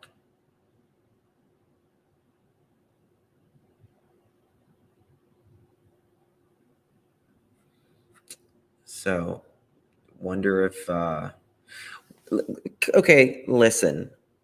Does anybody notice that there's all these, the serial killers are always in Washington and Oregon and places like that?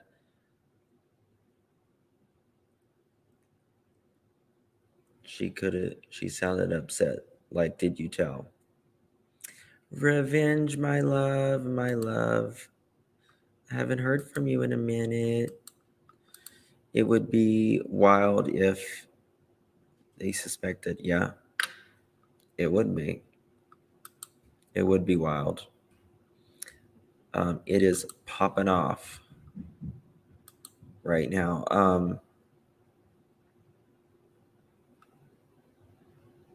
A lot of people believe that next door, that it's tied some way, and they keep putting this car from next door.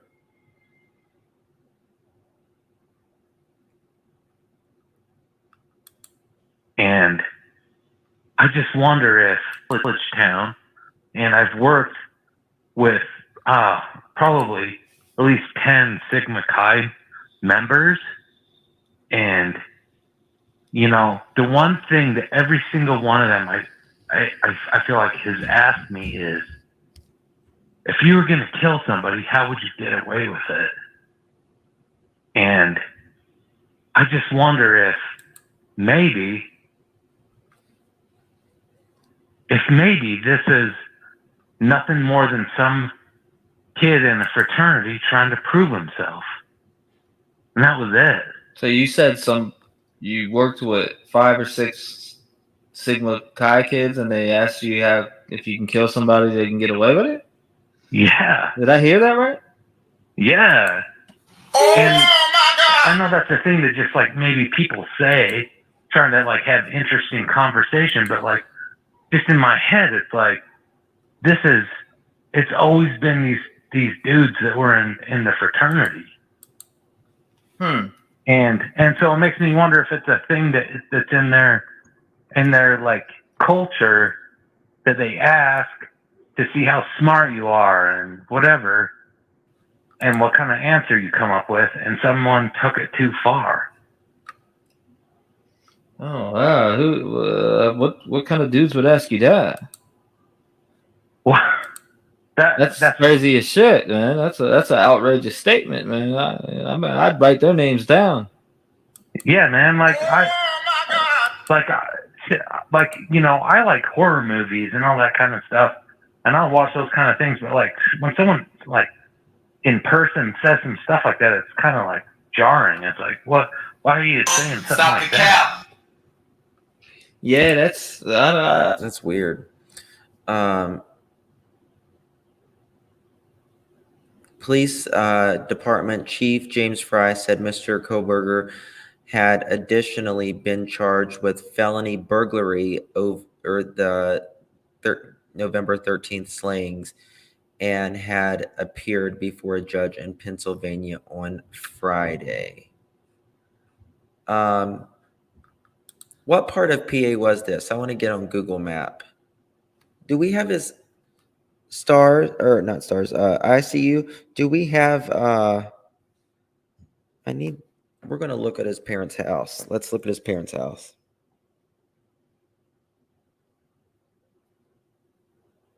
I got his parents' address. Hold on. Let's see where they were staying.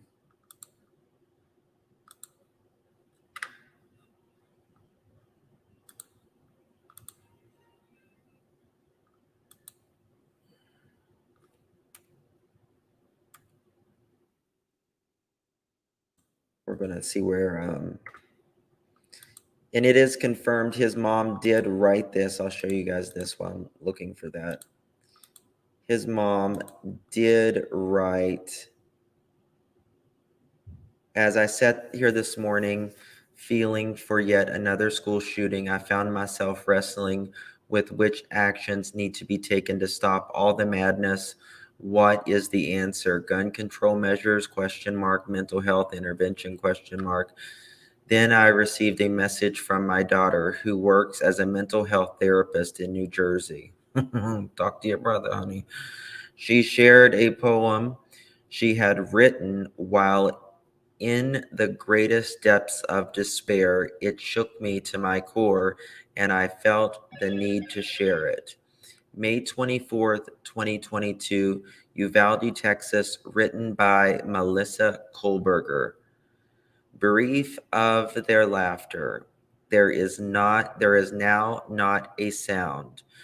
As we lower our children into the ground, small hands and feet buried 6 feet deep into the earth of the world, then failed them. As I read the poem, I thought, whatever the solution, I pray we consider the children before the gun. Mary Ann Kohlberger, Albrightville, Pennsylvania. Wow. Yes, Queen OG, you're from PA. You want to come up? If anybody wants to come up, you're welcome to come up. I'll drop the link.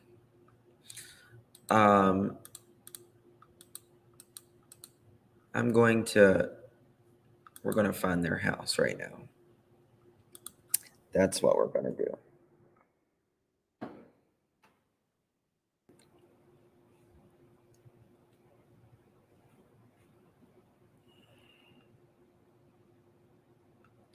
Here's the sister's Facebook.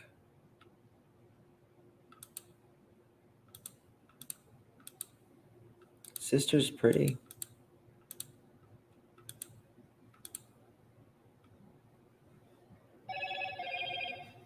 That's the sister.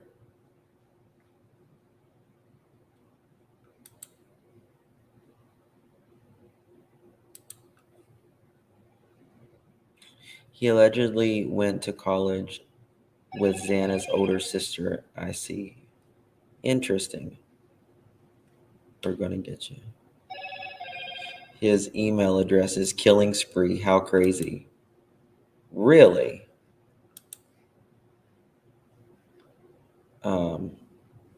Well, clearly they have a psycho killer in their family, right? Clearly.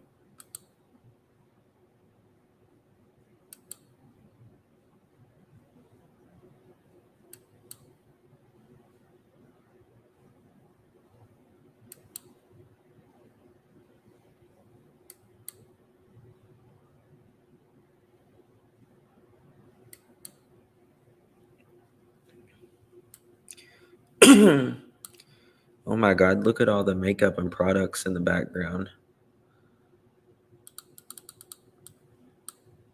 See that?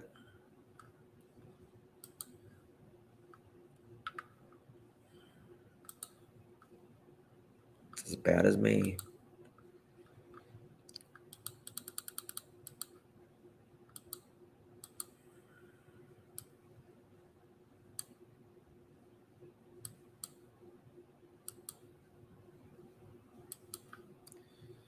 You know, I mean, she's not responsible for what her brother did. She's got it down lockdown. Organisma.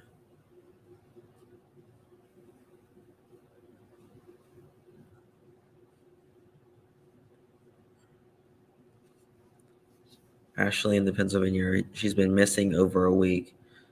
I mean, she seems to be very proactive in the, true crime community. Rest in peace, lady. Thank you for the good times and the memories.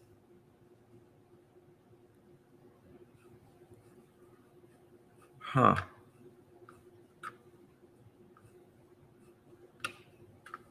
Interesting. I'll put the phone line up back if you guys still want to watch or call in. You're welcome to call in. I keep getting sidetracked because every time I get their address, something else pops up. Okay. Here's where they live. Albright. All right. Now we're going to go to their house. Not physically. Just FYI. Where's my phone? Sorry, caller. I'm trying to find my phone.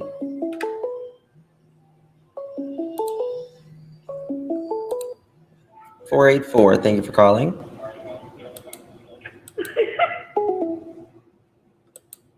Okay. Someone. Okay, here's the Zillow.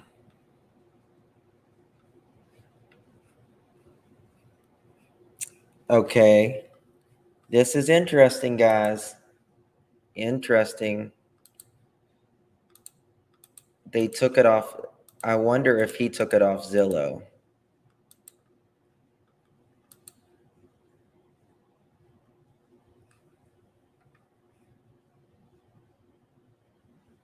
Just to clarify, not physically. Brian's dad is maintenance man at PV.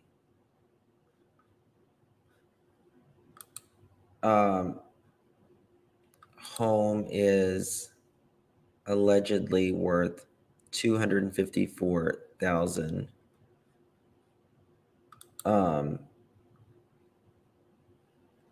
They took it off Zillow. Let's go back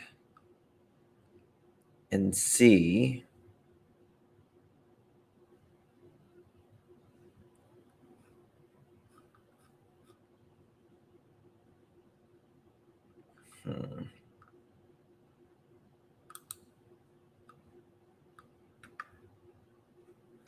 Let's go to Street View.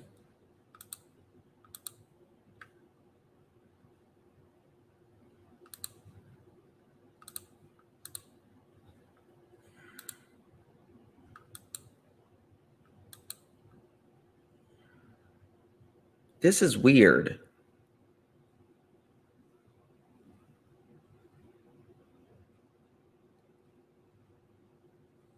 Look. Is this like a gated community?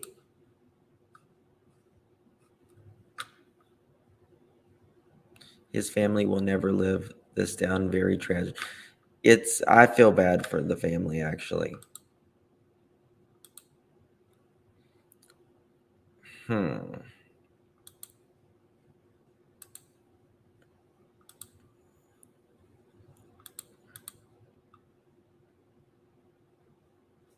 Because, like, when you want to go the Street View satellite. They supposedly live right here.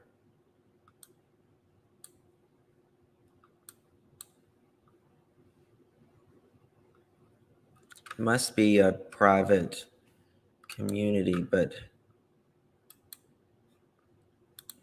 they may have another address. Let me check. Nope, he's got the same address. Now the sister, she's 34.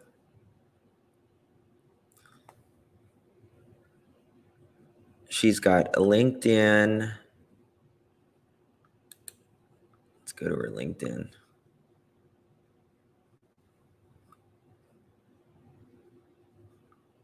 Look at this.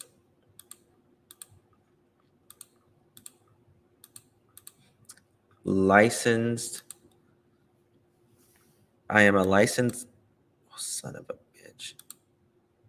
I am a licensed school counselor in the state of Pennsylvania and registered behavior. Why does it keep doing that? Can you make sure y'all can see that? Why does it boot me out every? All right, maybe it wants me to sign in.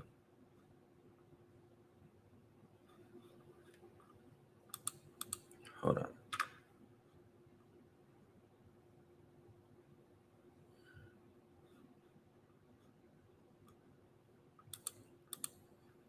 Hold on, let me put a password in.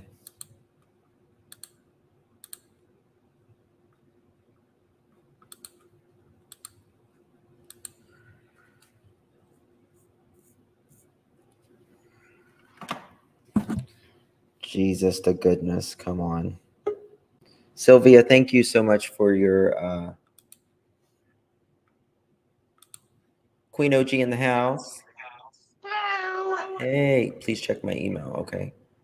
It's very Pennsylvania. Do we know how they met? No. Because there was one photo that they showed Ethan and his girlfriend, and they both had Pittsburgh Steelers gear on. So I'm wondering if they met in Pennsylvania somehow. Holy shit, hold on. I need to mute. I gotta make sure. So people who like the Steelers are very crazy about football. So I'm wondering if they had some sort of meeting in Pennsylvania, how they knew each other. But this is crazy, guys. This is crazy. A-stars. It's crazy that someone can do this. It's disturbing. I just can't even imagine. But at least we have someone arrested before the new year, right? Destroyed by one person, one crazy person. Oh, thanks. I got my weirdo bun on. The weather is really bad here. It's raining cats and dogs and sheep and goats, but. Wow. So I'm going to show this video. I haven't even seen it fully myself. This is alleged, and I don't even know what exactly is on the video, to be quite honest with you. But it's alleged because it said that he recorded this or made attached this. here. It's from a person whose family members inside the investigation. At least that's what they say. Let me know what you think after watching it. Oh, and thank you to the person who.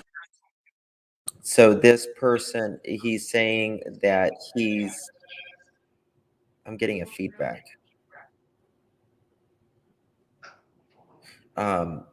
Saying that he is part of the investigation, or not part of it, has family involved in the investigation, but it's probably the actual killer, allegedly. Yeah. Who referred me to this video. I just want to let you know that I'm a relative of someone inside the investigation into the quadruple homicide in Idaho. I don't want to be any more specific than that because I don't want to put anybody in a challenging or contentious situation regarding their continued employment. And I will say what I'm about to tell you is secondhand, but it is from what I believe to be a very reliable source. Hey, OG, mute please, because it's getting feedback. Just mute. Okay. Again, this can only be considered a rumor as I don't have firsthand knowledge. I never planned on posting any of this information out of respect for the victims' families. However, now that one of the victims' fathers has released some of the gruesome details himself, I'd like to share some of the investigative theory. As you know, the two women were found in the same bed, but with similar wounds. That's what's being reported. That's not exactly 100% true, at least in regard to the fact that they hadn't fallen to sleep in the same bed. One of the victim's wounds were deep gouges that were delivered with extremely aggressive force, so much so that the victim's liver and lungs were destroyed. Here's the theory that's happening. They definitely think it was a man because of the force of the wounds. The person must have been very strong. They think the man came into the room after doing what they did on the second floor. They went upstairs. The person cleanly and quietly unalived the first victim. The second victim awoke and tried to run. They believe that the man possibly grabbed her, and she screamed loudly, apparently. The man then harmed her, and the reason the wounds were of such force, he was delivering it quickly and forcibly to quiet her, which I apologize for how I know it's disturbing, but anyway, how do we know that she screamed?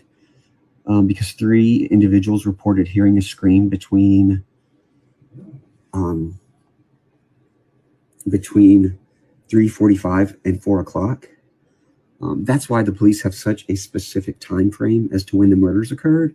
Because I don't know if you noticed, but the authorities weren't called the next day until late in the morning, yet they had a very specific time frame when the murder happened. They think the scream is why. And after reviewing video files from the neighborhood, they reviewed security cameras in the area, and they have an audio file where I haven't heard it, but I was told that you can clearly hear a loud scream from a female. That scream was recorded at exactly 3:38 a.m. Neighbors say they didn't call the police because they said there's often loud noise coming from the house. I was told that there are parties there all the time. Again, I don't know if that's true, but it's what I was told. The weapon used was a long serrated-edged hunting knife with a fixed blade. The weapon had not been in the house. The person brought it with them and took it when they left. The 2 victims were on the same bed, not side by side. One victim was found on top of the other. The reason is that the one tried to escape and was grabbed, harmed, and then shoved and fell on top of her friend. That is why there's a lot of blood mixtures on this at the scene. They're also desperately looking for this white car. The reason being is that it was seen speeding by an A&W gas station. I don't even know what that is, but anyway, again, it could be wrong. I was just told it was seen speeding by an A&W gas station / hangout at 3:45. Now, if the scream was recorded at 3:38 and the car sped by at 3:45, it's a very tight time frame, but it is possible that the person left immediately and rushed and was seen speeding by.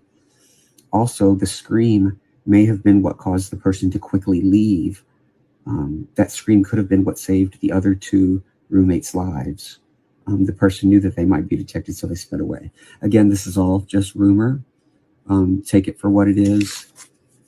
I just pray for these young people. I hope they rest in peace and that their families can find peace after this horrible crime. And I hope that the person who committed it can be brought to justice.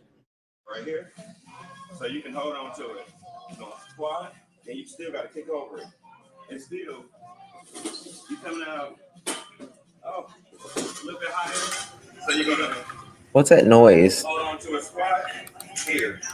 Squat here. All right, come on. You got something playing, OG? No, I was muted. It's from the video. It's like someone's coming into the room while he's making the video. Okay. Come on, do it again. No, it's Hey, everybody. the video's over. Right? I was muted. Why there is there's a lot of blood mixtures on this at the scene. They're also desperately looking for this white car. The reason being is that it was seen speeding by, but it is possible that the person left immediately and rushed and was seen speeding by. So also the scream. People are saying that. Why does it do this again? I think it's in the video. Oh, it's another. Oh, It's another video.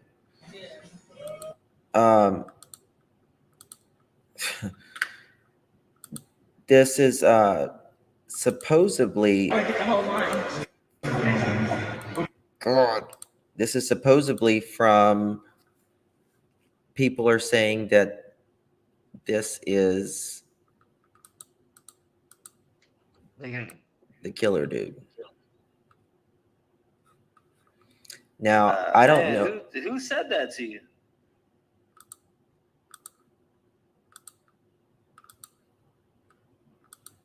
What's going on? I don't know. I keep muting when I'm not talking, so it's not me. Okay, something's weird. There's He probably does. something auto playing on Facebook. He does sound like he would have a kind of PA voice. He's very apologetic, He knows a lot. which is creepy. He does know a lot. He knows. How would he know that? Any of that? How would he know where they were placed? How would he? How would he know they were on know? top of each other? How would he know? Like, yeah, and there was blood mixture. One was on top of the other. They weren't. How would you know that? Unless Yeah. you did it or you were told by someone who did it. Well, and one was shoved on their friend. How do you know Yes. one was shoved on their friend? You were there. You were told. You're making it up to get attention. I mean, creepy.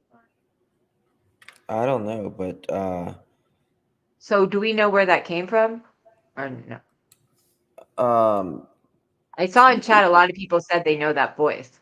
They've heard that voice before. so a lot of people said it was on TikTok. But Yeah, how would he know anything? Someone said compare the voice to the guy on T-Rev. A lot of On people what? said they know that they've heard that voice before a lot. I think he's got a kind of a generic voice as well. No one said those details. I think he's some sort of psychic. Well, this killer allegedly did write on 4chan. But he's very apologetic, but he's very detailed too, and that's what's creepy to me. Yeah, he knows way too much. Well, he says He's very well, this is forthcoming. well, he says his family is in law enforcement. Yeah, he has a relative, and the way where did he get that video? Is he standing watching everyone taking that video? They always say the person who does it is like standing in the back watching over.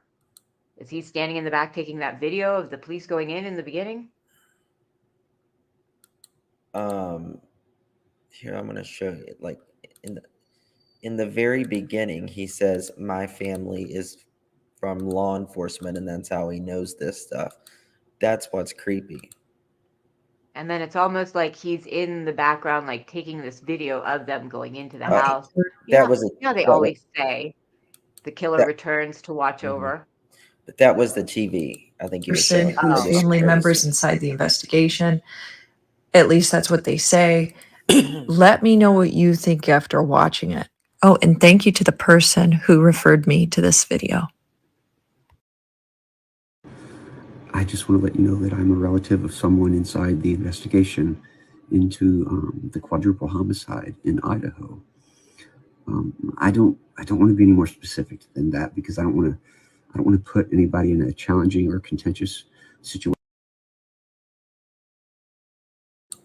But to me, there's some sort of sarcasm I feel in his voice as well. It's like I feel a sarcasm. Well, and Like, obviously the relative would know they're the relative would know all of it. You know what I mean? Like, why would he have to be so, yeah, it's like he's in the background watching, snickering. He knows more than everyone else. Slightly arrogant. It's a little creepy.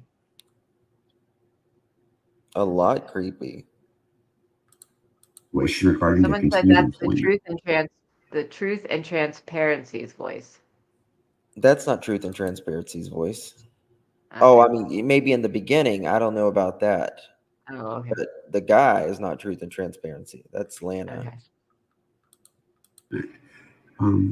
And I will say what I'm about to tell you is secondhand, but it is from what I believe to be a very reliable source.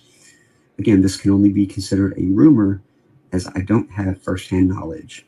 I never planned on posting any of this information out of respect for the victim's family. Do you hear sarcasm? However, now that one of the victim's Yeah. fathers has released some of the gruesome details himself, I'd like to share some of the investigative theory. As you know, the two women were found in the same bed, but with similar wounds. That's what's being reported. That's not exactly 100% true. But it's not being reported At least similar with. in regard to the fact that they hadn't fallen to sleep in the same bed. One of the victim's wounds were deep gouges that were delivered with extremely aggressive force, so much so that the victim's liver and lungs were destroyed. Here's the theory that's happening. They definitely think it was a man because of the force of the wounds. The person must have been very strong.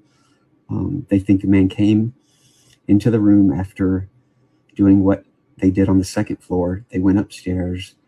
The person cleanly and quietly unalived the first victim. The second victim awoke and tried to run.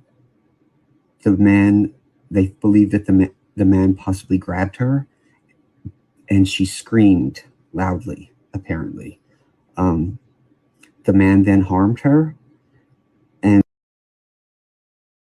And she screamed loudly. And then he goes, apparently. And then there's a lot of and there was a scream, but wasn't it 3:12 and 45 seconds that was on the body cam? Was there I don't- another scream at 3:38? I don't know. There was one scream that there was a video of police getting kids for drinking, and there was a scream at 3:12 and 45 seconds. But that's the only scream I heard. Cleanly Not and that I quietly. But he says, and then she screamed loudly, and then he takes himself out of first person, and he goes, apparently. Well, and then he says cleanly and quietly. Yes. and the reason the wounds were of such force, he was delivering it quickly and forcibly to quiet her. Is that his outline? Which I apologize for how I know it's disturbing, but anyway, how Is that a reflection of him? Yeah, I was trying to. I'm so creeped out right now.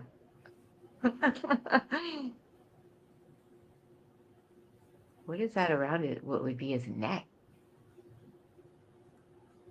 He's got something on his face. Yeah. Holy shit. He looks like he's got that black mask on his face like the neighbors do, or like the neighbors caught on that camera. I didn't see that. Can you see that? I see that on there. I don't know what you're talking about on the camera. But He's you got, can, you can see, like, here's his forehead. oh yeah, I can But tell then he's got something over his face. There's the door behind him. And you can see his shirt. That's You can see there's stripes a over his picture. shoulder. That's a picture. Oh yeah, it's a picture. It's a picture of a tree. He does got something over his face.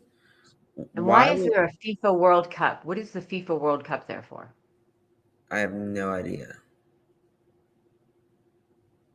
Oh my God, I so want to Photoshop and zoom in on this.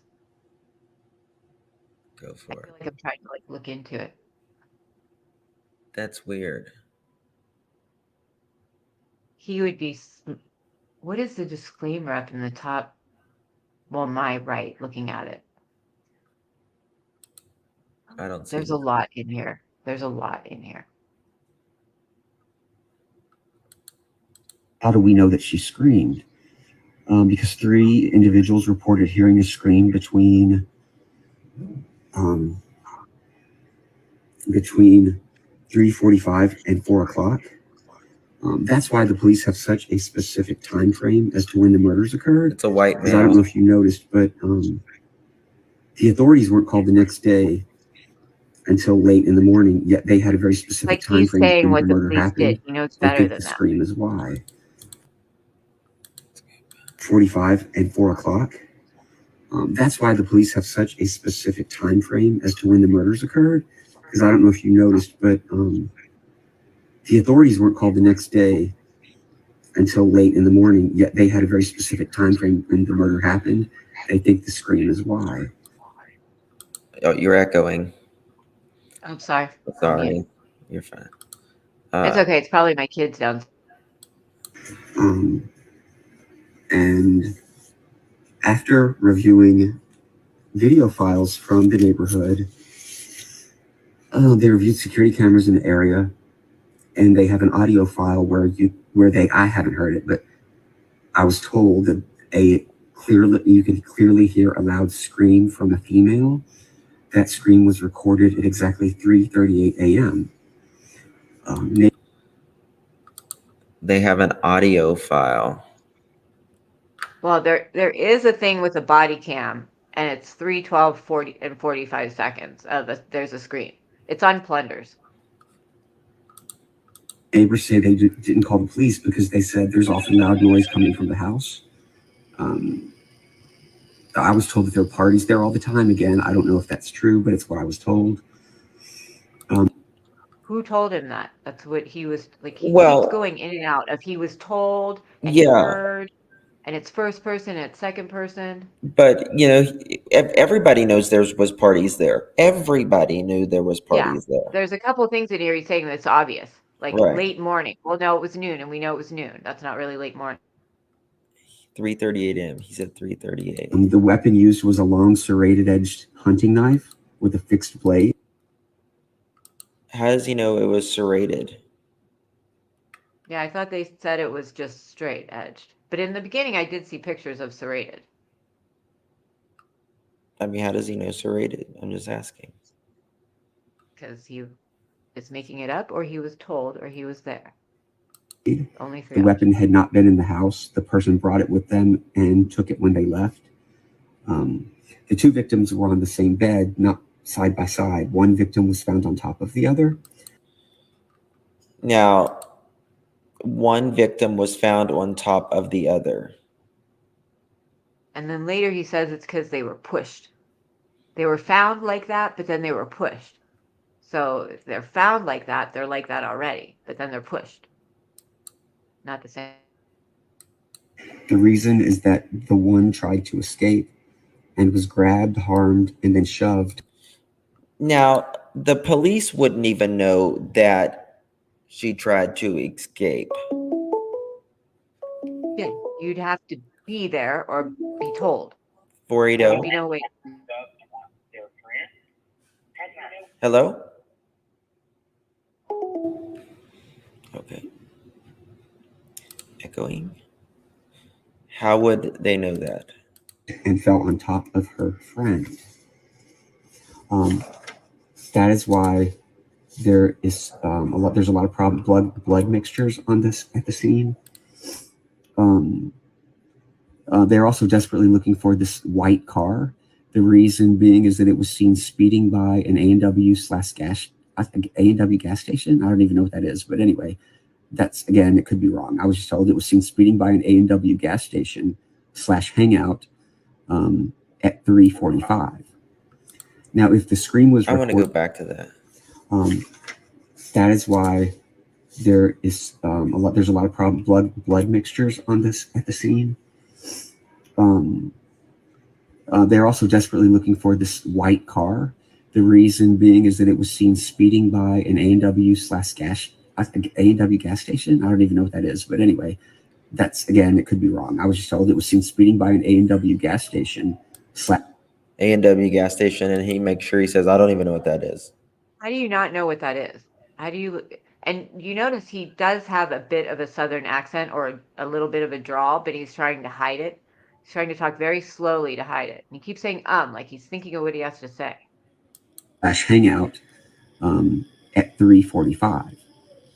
Now, if the screen was recorded at 3:38 and the car sped by at 3:45, it's a very tight time frame, but it is possible that the person left. 520. Hey, Justin, if you go back to, on the video, Uh-huh. if you go back to where you were talking about his face being covered, right when you started playing the video again, I think it's around 2:38 maybe, if you look really close, you can see his entire face. You can see his nose, his mouth, his eyes, everything.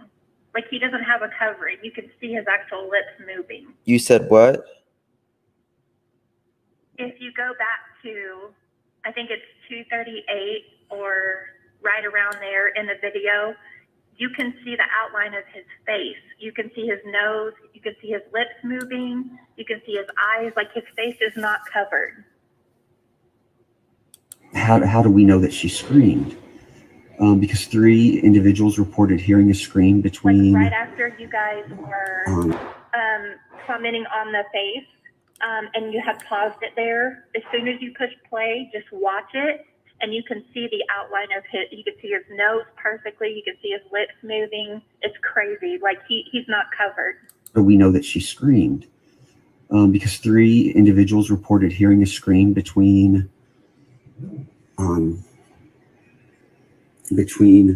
3:45 and 4 o'clock. That's why the police have such a specific time frame Like I as think to what when the you murders see occurred. in the computer, I think what you see is his phone is up at his face. Like he's got the phone Screen close to between. him because he's not talking very loud.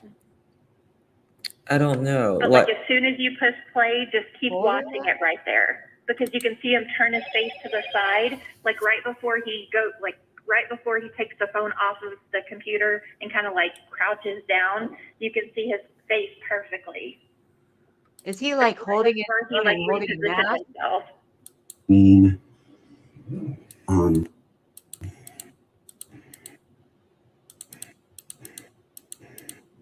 Between What is that? So right, What is he's three- right there. If you go back just a little bit, you can see his whole face. I know you kind of have to slow it down to see it, but if you go back just a little bit, you can see his whole face. Playback speed. Here we go.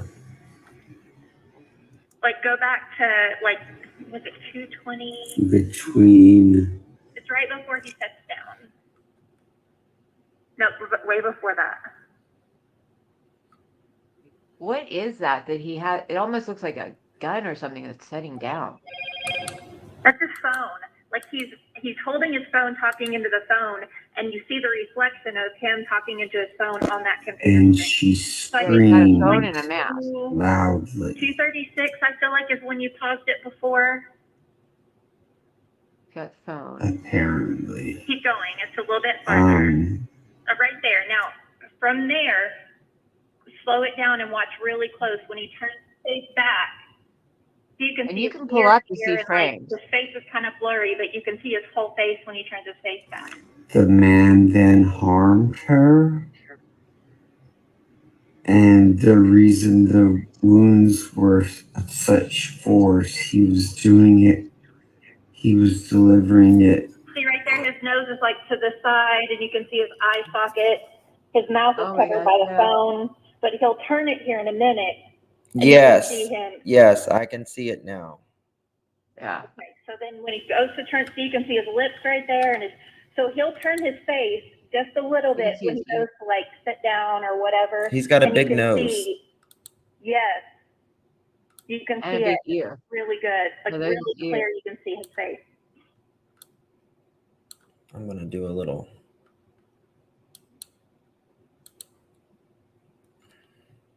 Quickly and forcibly to quiet her, which I apologize. So you can kind of see his lips moving, but here in a minute it gets real clear. To quiet her, which 238. I No, that's way too far. It's right here. apologize for how See right I there, you know. can kind of see it exactly where you paused it right there. You can see the outline of his nose and his lips and everything. Oh, I'm having a hard time seeing it now. It's disturbing me, but anyway, And it does look at some points. It looks like he has like a COVID mask on or something, like a black just over his mouth that you can see his nose. how do we know real that good. she screamed? Because 3 individuals reported hearing a scream See, like right between. there, you can see his nose and everything. Like it's just, I'm not saying that like you can see it or that he's the guy. I'm just saying like maybe you guys can, like right there, yeah. Like maybe you guys can, kind of zoom in on it or. I'm having a Like hard. you can see, it's kind of hard, huh? In a few frames, he's going to turn to, the side. It's coming. It's right before he goes to sit down. See right there is, you can see his nose real clear, but it's like he goes to reposition himself right there. You can see him. Yeah. Between 3:45 and 4 o'clock. That's why the police have such a specific time frame as to when the murders occurred. See, I can't Because tell I what I'm don't know looking at if you noticed, but Birdies weren't. He had That a almost looks like he's holding a gun down or something. That's his cell phone, I think. And obviously, I don't know, but like, I think rumor like you're seeing the reflection of him talking into his phone, has either on a released some laptop of or a share some of And of the. course, there's going to be At different least angles they and, weren't. like light coming through at some points, Were but just of the not at force. others. It's just, I don't know. Apparently. Okay, it's right after The, this. ma- It was the right after man that. possibly grabbed her and she screamed loudly. He almost takes like revelry in that, like loudly. It makes him happy. The way he says loud. Apparently. The man then harmed her. How? How did he harm her? And the reason the wounds were such force quickly and So right there, you can see forcibly. he's turned to See the his side. eyes, his nose, his really ear. prominent. And you Yep. can see his lips right there, Justin, pause it. It's like Yep. you can see his lips and the tip of his nose, but there's a black outline around the lip. It's like one of the ski masks that you can, your mouth is exposed, your nose and your eyes are exposed, but the rest is like black on your face to keep it warm. Does that make sense? Yeah. Almost looks like there's something sticking off his nose too. Kind of. Like, I know, I'm totally like moving around weird my how whole. it looks, and but I see his lips and his nose super clear, but it looks like he has a black mask on. This is crazy. It looks like face painting to me or something. It looks like he's got tinfoil on his nose though, but I see his ear, his hair, his Right by eyes. his phone, you can see his lips, his mouth, his nose. Well, I guess his lips are his mouth. I'm retarded. What is that sweater he has on? It's like there's holes in it or duct tape on It it. looks like a plaid. There's like little, yeah, but it's almost like you can see the texture. But that just might be his neck collar. But there's almost texture of something right there. Can you brighten it at all, or? Not with Can you the. change quality or zoom in or zoom out? I can take it to Canva. Hold on. Let me try this. Like sometimes just zooming in or out, like control plus, control minus, you can see different things. But why would he be, if he is someone, why would he be so silly to let this in here, you know? Someone said that's his foot on the desk. Looks like he's covered in blood. What? No, he's not covered in blood. Someone said put a filter on it or take a screenshot and put a filter on it. That's what I'm Yeah. trying to do. Okay, Justin, I'm going to let you go since you're seeing right here the same thing I was seeing. Thank you. I'm sorry it took so long to explain it, but I just No, wanted you guys I to appreciate it. see it. I appreciate it. All right, see you later, you guys. Great Bye. work. Thank you. Thank you. Bye. Bye. It's very windy here, so if there's background noise, just tell me to mute. This guy he is a piece of work. Someone said it looks like he has a shower cap on. I almost see something sticking off his nose. Oh, there I am, like this. I know it's what I'm like up in here trying to look.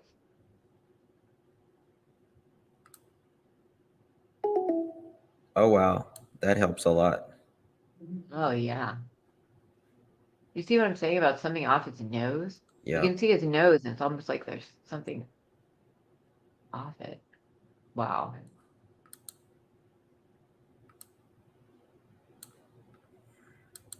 Can you change the quality at all? No. Wait, you probably have to do that from the video. See, Or you in can the see video. his nose. Yep, and there's his mouth. eyes. His ear is weird. His ear almost looks like it's cut like an elf. But that's probably just his shadow. Saturation doesn't really matter. Sometimes zooming out, you almost see more because your eyes aren't trying to look at a bigger space. Oh, look at that.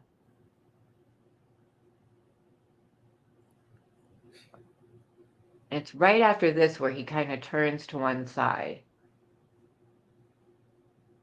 It looks like he has curly hair. Does he have a hat on?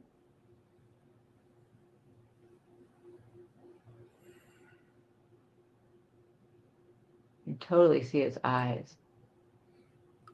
Definitely. So he's got a laptop in front of him and he's talking into his cell phone, correct? What is that above the painting? Or maybe it's a cupboard, closet. No, this is the end of his computer, so we can't really see above his head. But see to the right of his head, to Right where here? I'm looking at. Yeah, what's that above? That's that picture frame. But look above the picture frame. Right Do you see here? something like? Yeah. It's just a glare. Oh, okay.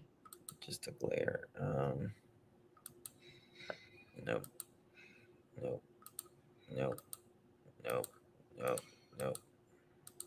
I saw notes. I saw notes as well at one point. I saw a piece of paper with something written on it. You did see that.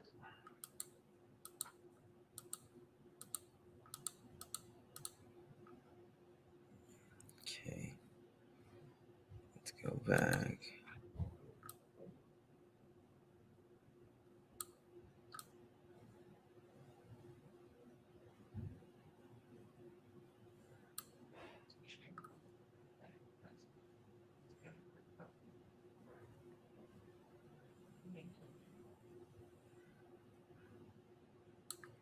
Okay.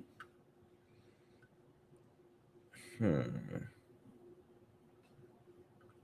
Is there something coming off his nose? Or is that just me looking at something weird? Crap. Oh, I think it's a painting in the background. Did that take off all my fucking filters? You asshole. So,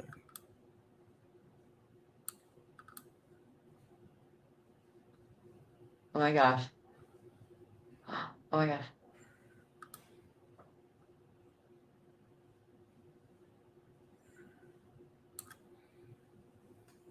okay.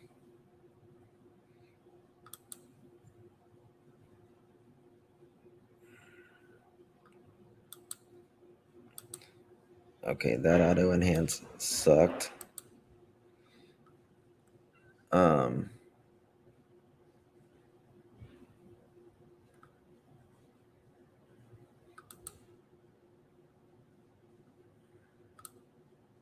Oh crap.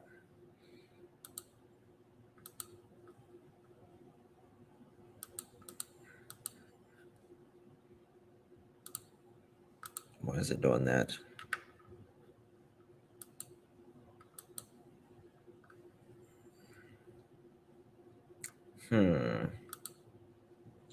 Someone said they think the picture is not a picture, but a mirror showing the back of him. Although it doesn't move. If it was a mirror, you would see what's in it move. It's hard to tell if he's got like a.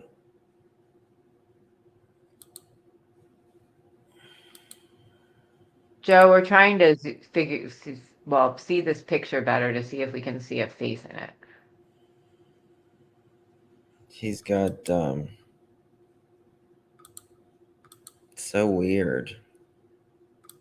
Here, You know, if it was a killer, he would be much more excited by these details. I think there would be that, To quiet her,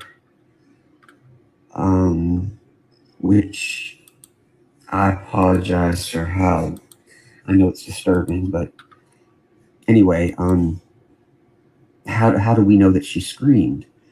Because 3 individuals reported hearing a scream between 3:45 and 4 o'clock. That's why the police have such a specific time frame as to when the murders occurred. Because I don't know if you noticed, but the authorities weren't called the next day until late in the morning. Yet they had a very specific time frame when the murder happened. They think the scream is why.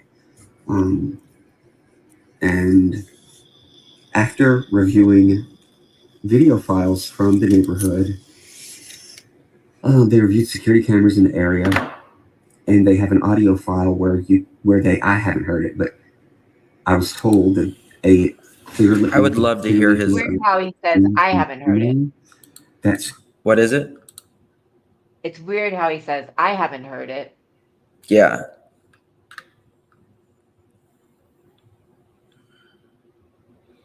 You can't see anything. Well, I would just like to, I wonder if there's any video out there of him talking. Can we see did you see the note? Did you see the paper? Did you notice that? The nose? A note, a piece of paper. No. Did you see? There's a piece of paper with writing on it. Interesting. It's right when he puts it down, you can see a piece of paper with writing on it. It might just be what he's saying. He's reading off what he's saying, but that's totally creepy. Like, Here's really the killer. creepy. Had a beard. I don't think he had a beard. I don't think that's the same person. I don't know.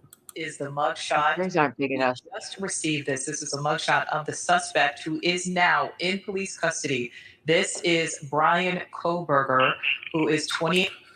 So, what part of the state is this in? So is that the Scranton Poconos? Yes. It would be kind of above Philly. Okay. So Philly's kind of east. So if I'm looking at it in front of me, There's like Pittsburgh on the west, Philly on the east, and like Scranton Poconos is kind of like above the Philly area, Really? like 2 hours, a couple hours. And where is that also close to somethingville?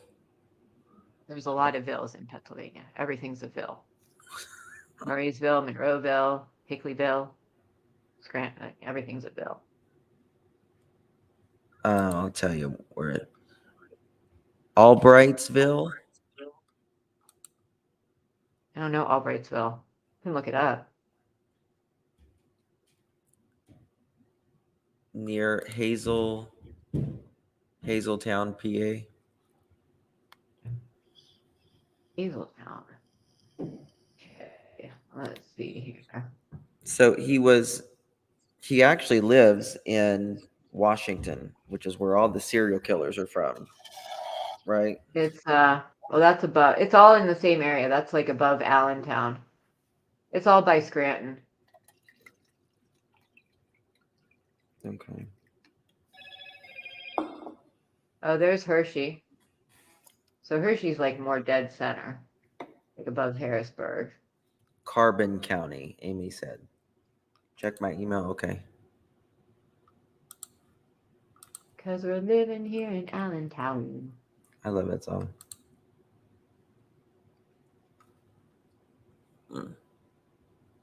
That's a good thing, Heather. Okay. Heather was very generous to do this for us.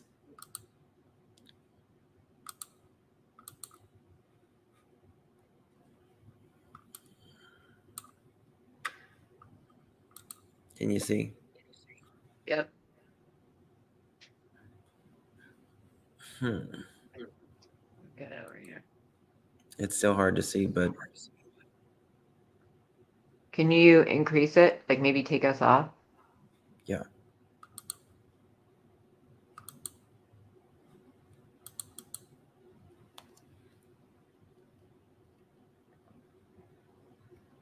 It looks like him. It's so hard to tell. Yeah. I wish there was a way to hear his voice. That's what I'm looking for right now. I'm like Probably on his Facebook or something. it's Is the everything. social media still up? Everything is locked down. Everything is locked down. So where did this come from? Originally TikTok. Yeah.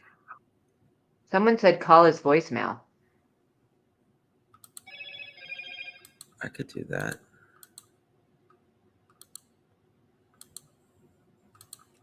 So you see this? This nose is what? Oh.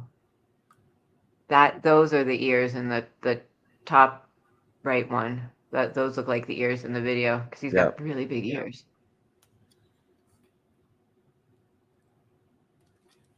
If that turns out to be true, like that is really creepy.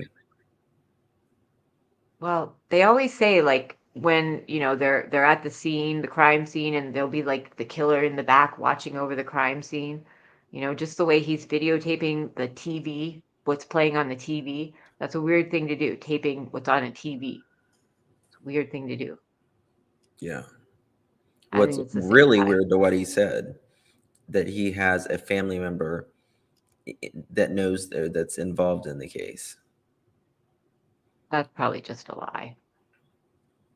Someone said he called into Dolly's. Yeah. I don't know if that's true or not, but I mean, it's.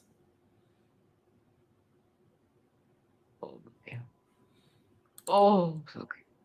Let me see if it'll let me download this. Is the stuff about the intestines true? Not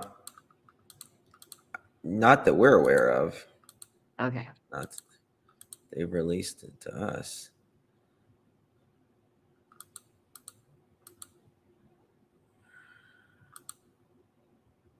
But you can see big ears.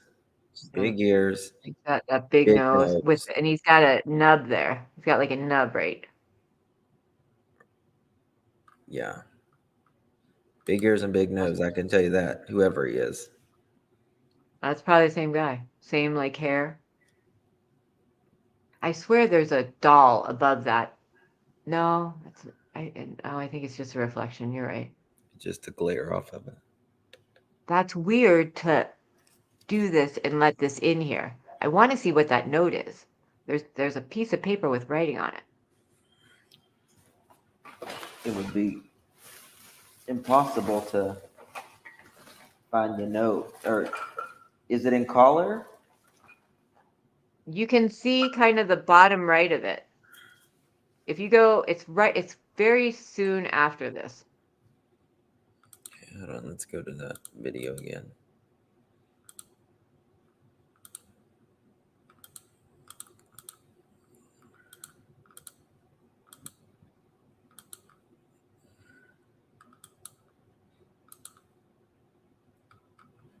Green was recorded at exactly 3:38 a.m.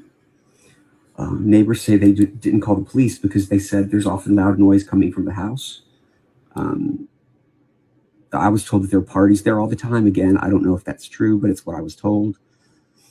The weapon used was a long serrated-edged hunting knife with a fixed blade. The weapon had not been in the house. The person brought it with them and took it when they left. The two victims were on the same bed, not side by side. One victim was found on top of the other.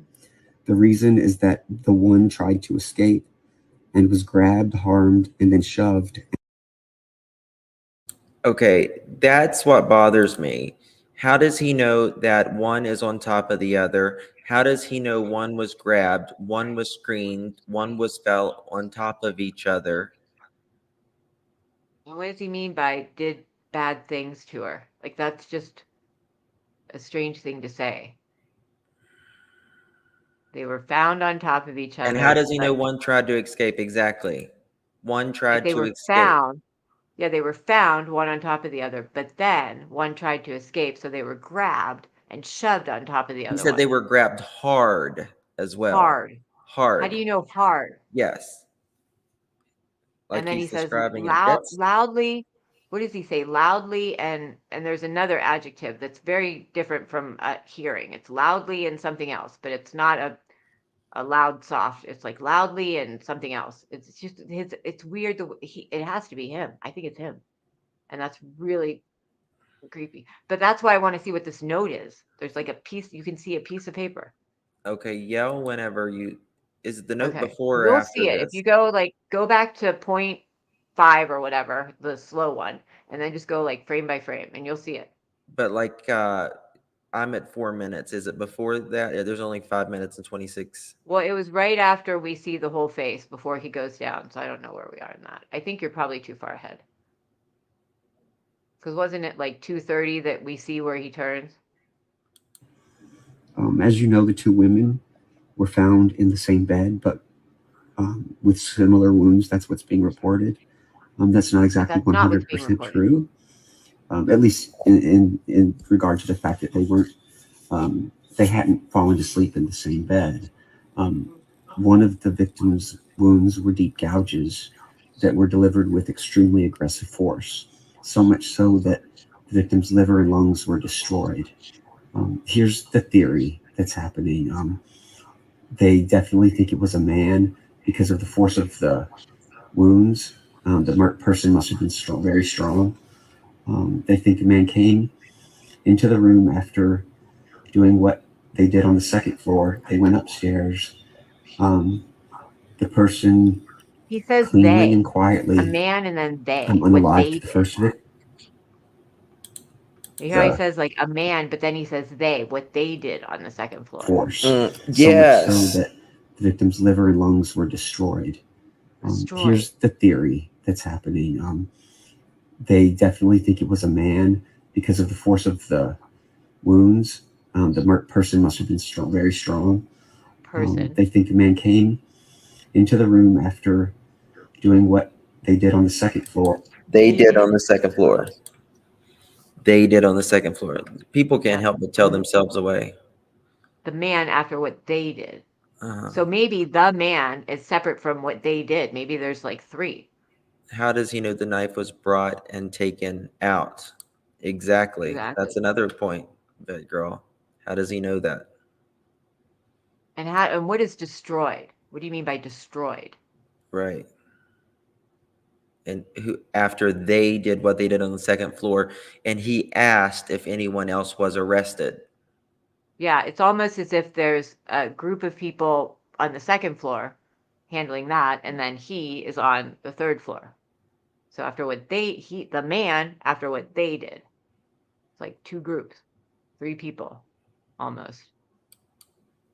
Or they went upstairs. They went upstairs. Then they went up. What they did on the second floor, they went upstairs. The person cleanly and quietly unalived the first victim. The second victim awoke and tried to run. They believe that the man possibly grabbed her, and she screamed. He said the man, he was going to say the man grabbed her, and then he said possibly grabbed her. They believe that the man possibly grabbed her. The man grabbed her. And she screamed loudly, apparently. The man then harmed her, and the reason the wounds were of such force, he was delivering it quickly and forcibly to quiet her. Delivering it. Which I apologize for how I know it's Oh, disturbing. that Did no. you see it? Yeah. There it was. We're going to slow it down. It was just right there. Left a good job in the city. Working for them. Sorry. Quiet her. Which I apologize for how. Right there, right there. I want to reach for it. To quiet her. Which I Someone said 231. apologize for how. Right there.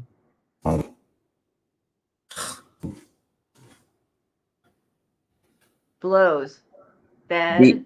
BLO blows, yes. There's bed. Bed, Armed. yes. Armed and blows. Does he say blow? I don't think he says the word blows in what I don't think he ever says the word blows. Thank you, Beth. Thank you, my love. It's very kind of you. I would like to see some of his handwriting now. Yeah. Screenshot.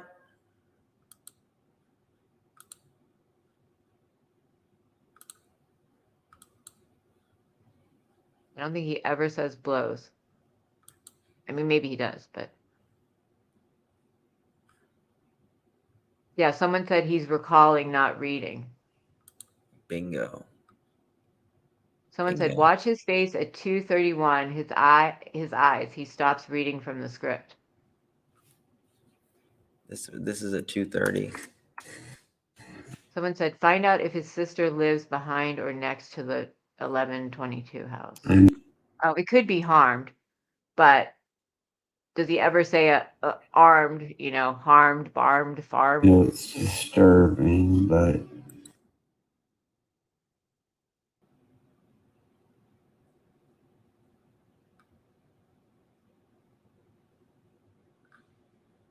You can totally see him right there. Yeah. Here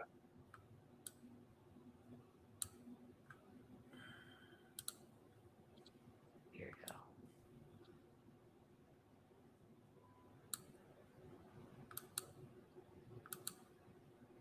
You can see his Yeah. outline. Let's see. See how his shirt is weird? anyway, Anyway. how do we know that she screamed? Says Because that. 3 individuals reported hearing a scream between 3:45 and 4 o'clock. That's why the police have such a specific time frame as to when the murders occurred. Because I don't know if you noticed, but the authorities weren't called the next day until late in the morning, yet they had a very specific time frame when the murder happened. They think the scream is why. And after reviewing video files from the right over there. neighborhood, He's got a pen or a pencil in his hand right there. Yeah, and you can see the paper over there. Yes.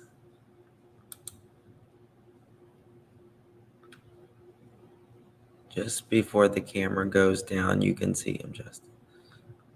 Yeah.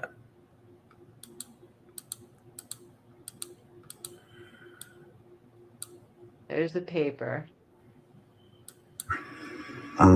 which I apologize for how I know it's disturbing, but crap, it wouldn't let me go. Slow it down. Yeah. Why is he throwing it down too? Because I don't think he's reading from it. Because I don't think he. Oh God, I thought that was him for a second. I was like, he ah. grabbed her and she screamed loudly, apparently. He's excited there. Creep. Why is my space bar not working now? The man then harmed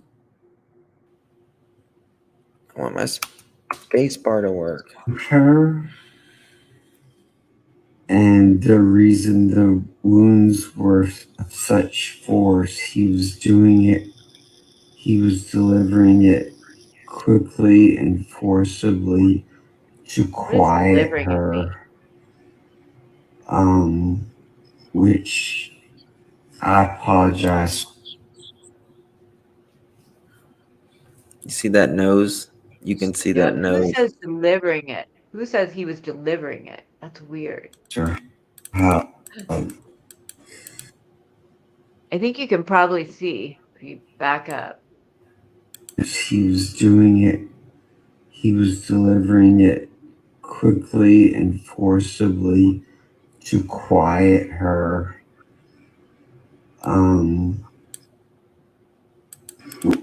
Which I apologize. Why is he apologize?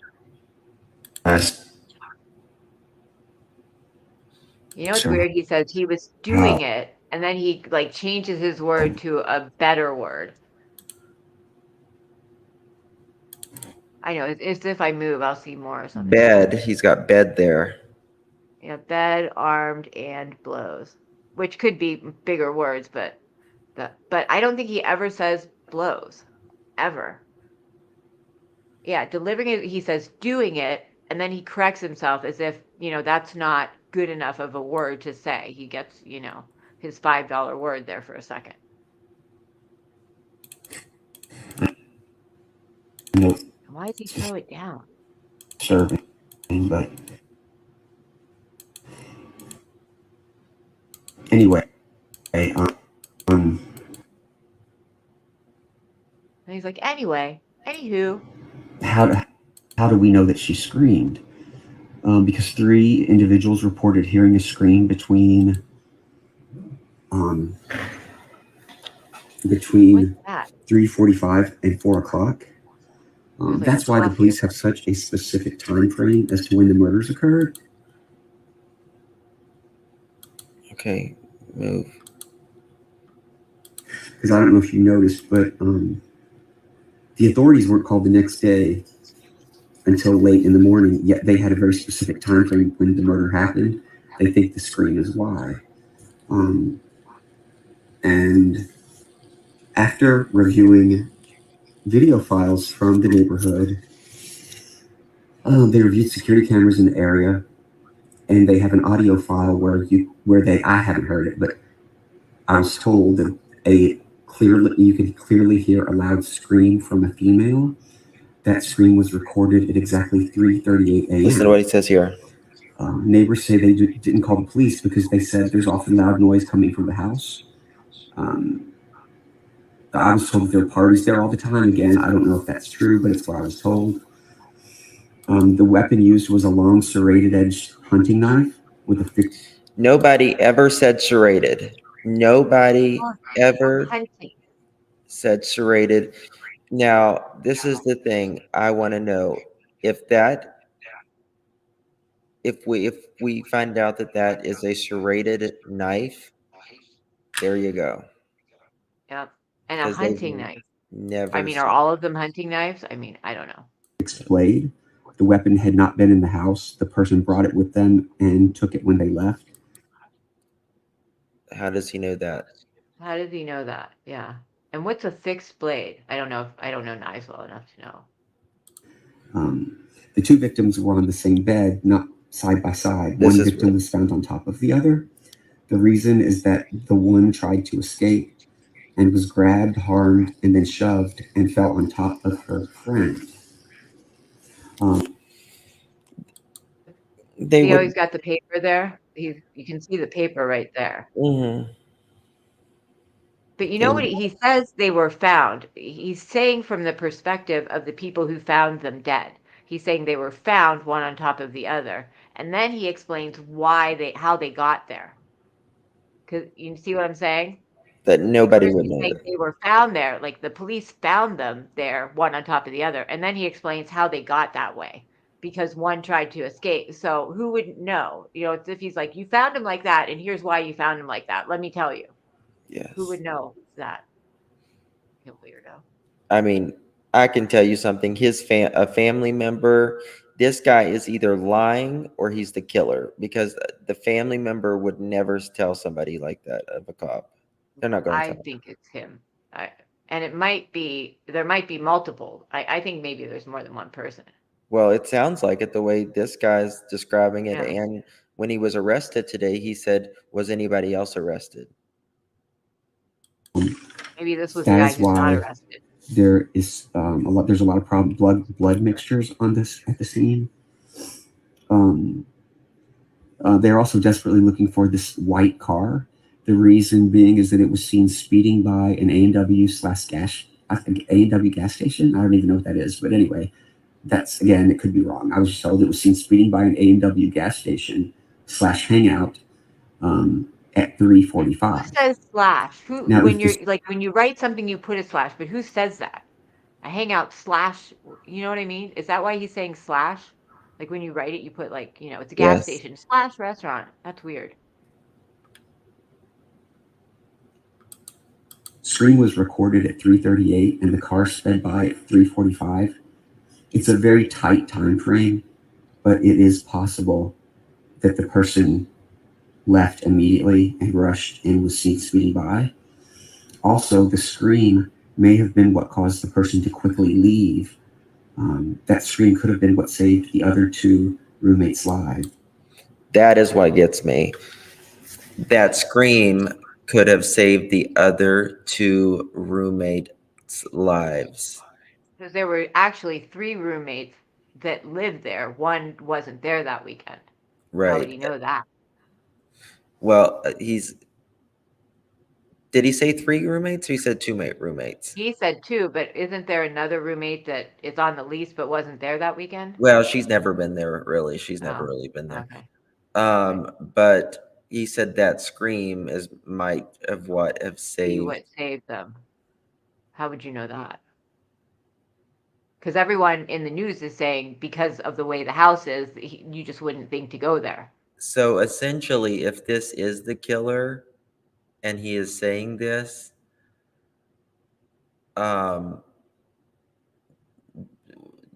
of the scream actually saved those 2 girls. One of those kids saved those 2 girls. Literally. In her death, she saved 2 people.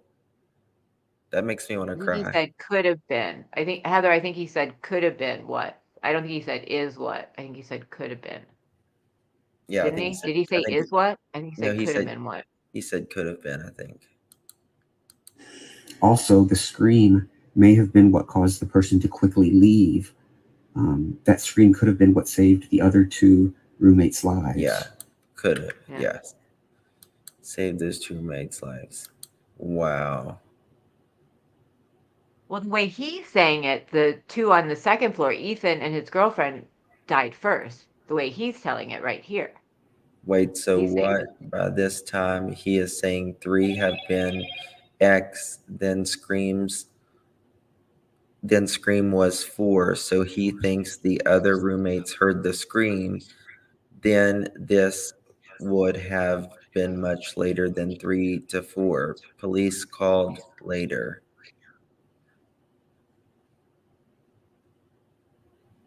I don't get what you're saying. so. So By by the this, time he is saying 3 have been, then the scream was at 4. The scream's at 3:48. So he thinks the other roommates heard the scream. Then this would have been much later than 3 to 4 a.m. I think they're saying.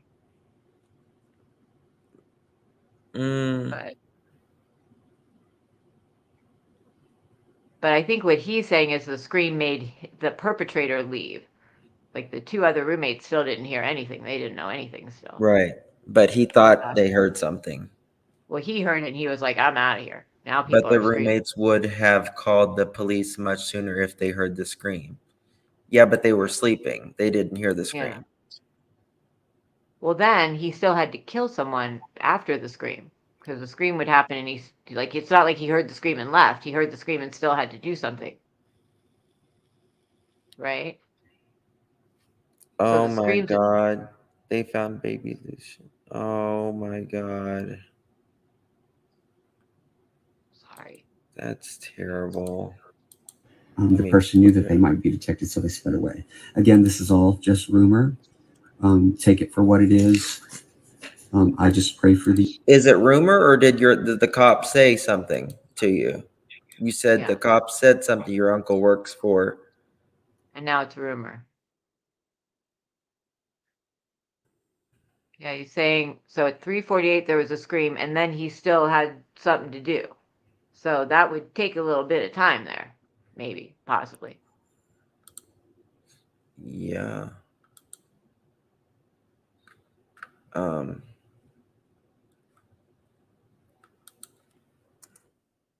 Right. The scream didn't wake the other roommates. The scream scared him. But it's not like he heard that and left because then there would be someone on the third floor still happy and go lucky. But that's not the case. So that doesn't make a lot of sense though. That he heard a scream and he still took time to do what he had to do. And then thought he should leave because of the scream. I don't know, that doesn't make a So lot if of that's sense. true, the scream of her death literally Saved. Yep.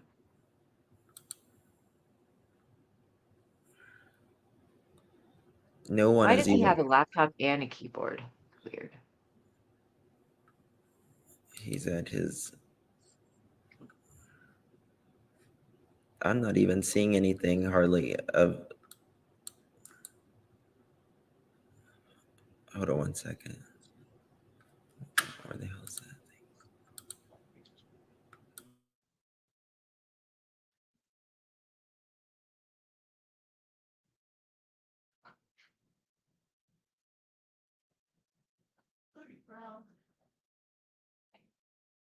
Well, the suspect was in Pennsylvania, so what was it, like 2,500 miles or something crazy like that?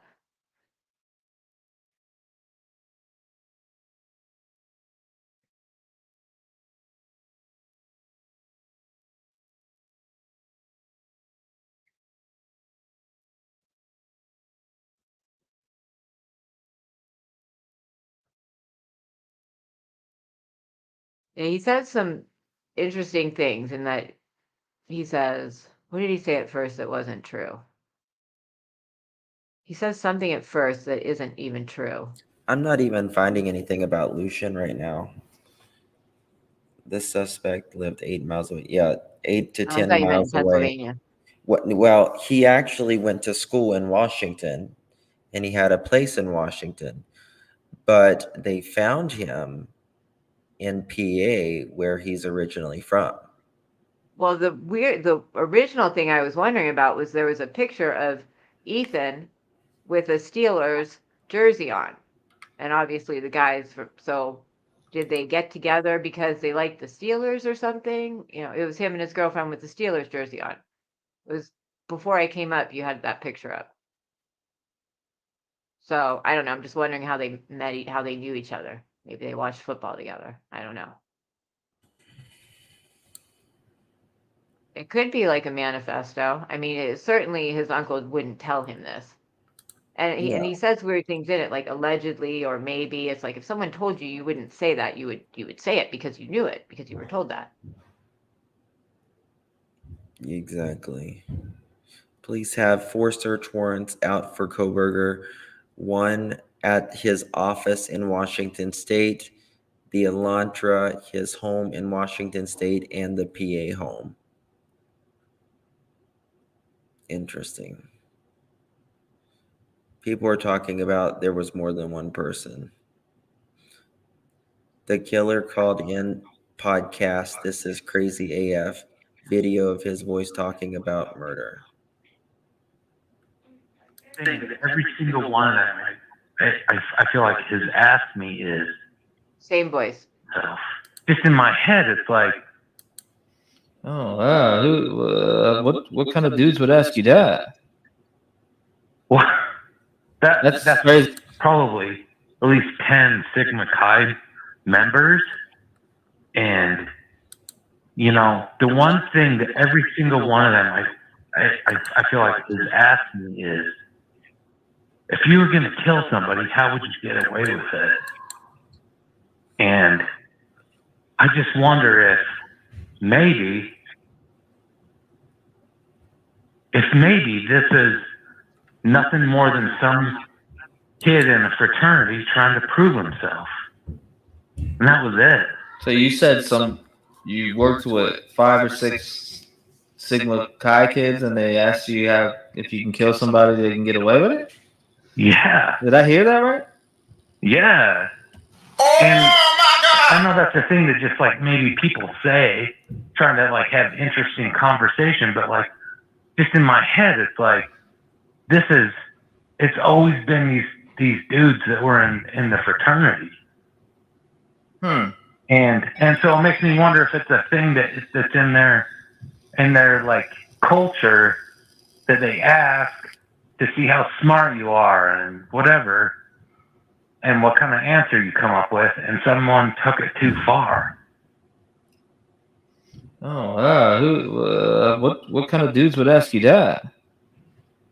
Well, that's crazy as shit, man. That's an outrageous statement, man. I mean, I'd write their names down.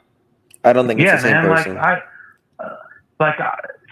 Like you know, I like horror movies and all that kind of stuff, and I'll watch those kind of things. But like when someone like in person says some stuff like that, it's kind of like jarring. It's like, what? Why are you saying something like that? In the beginning, it sounded the same. He's definitely slowing his voice down when he talks. Well, we actually don't know if either one of these are the people. So there's that. When you first started playing it and he was talking quieter and slower, it did sound like him. And in the recording he makes, he definitely is very slow and methodical. And you can tell he has a bit of an accent or a drawl in there, and he's trying to hide that. So at the end, he doesn't really sound like it. I got to go put a log on the fire. I'll be. Sure.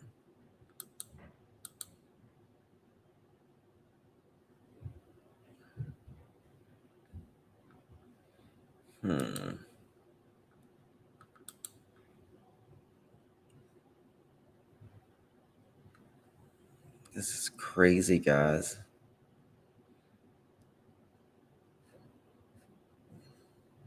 A lot of people think that this car and that car is the same, and this is the neighbor that everyone's talking about.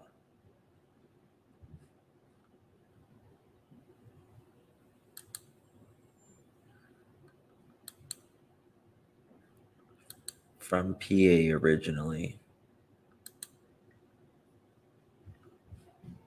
That picture of Ethan with the Steelers jersey on. That This just is makes creepy. me wonder. Did you leave? Before leaving, is there anything else you did? How did you leave the scene? What is this a questionnaire from? Like, if you commit, is this one of these like? He made a questionnaire. You didn't know that? No. This is what he Oh. did. We know that for a fact. Oh, he's a nut. Yes. Yes, he did this after Well, committing then the crime. that video is definitely him. It's his like, you know, announcement of it, manifesto. He's very arrogant, very. Very. How did you accomplish your goal? Please explain Your what you were goal. thinking and feeling.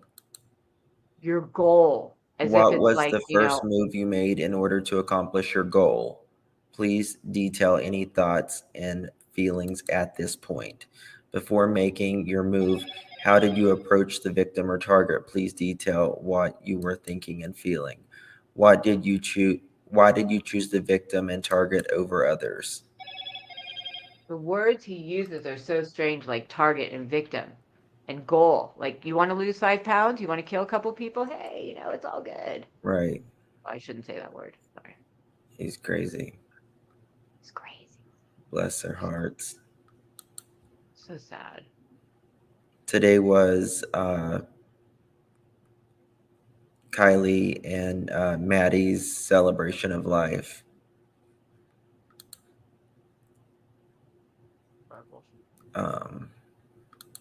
Just so young and ready to go live their lives. Yep, he was following them. Okay, this is new. Here we go.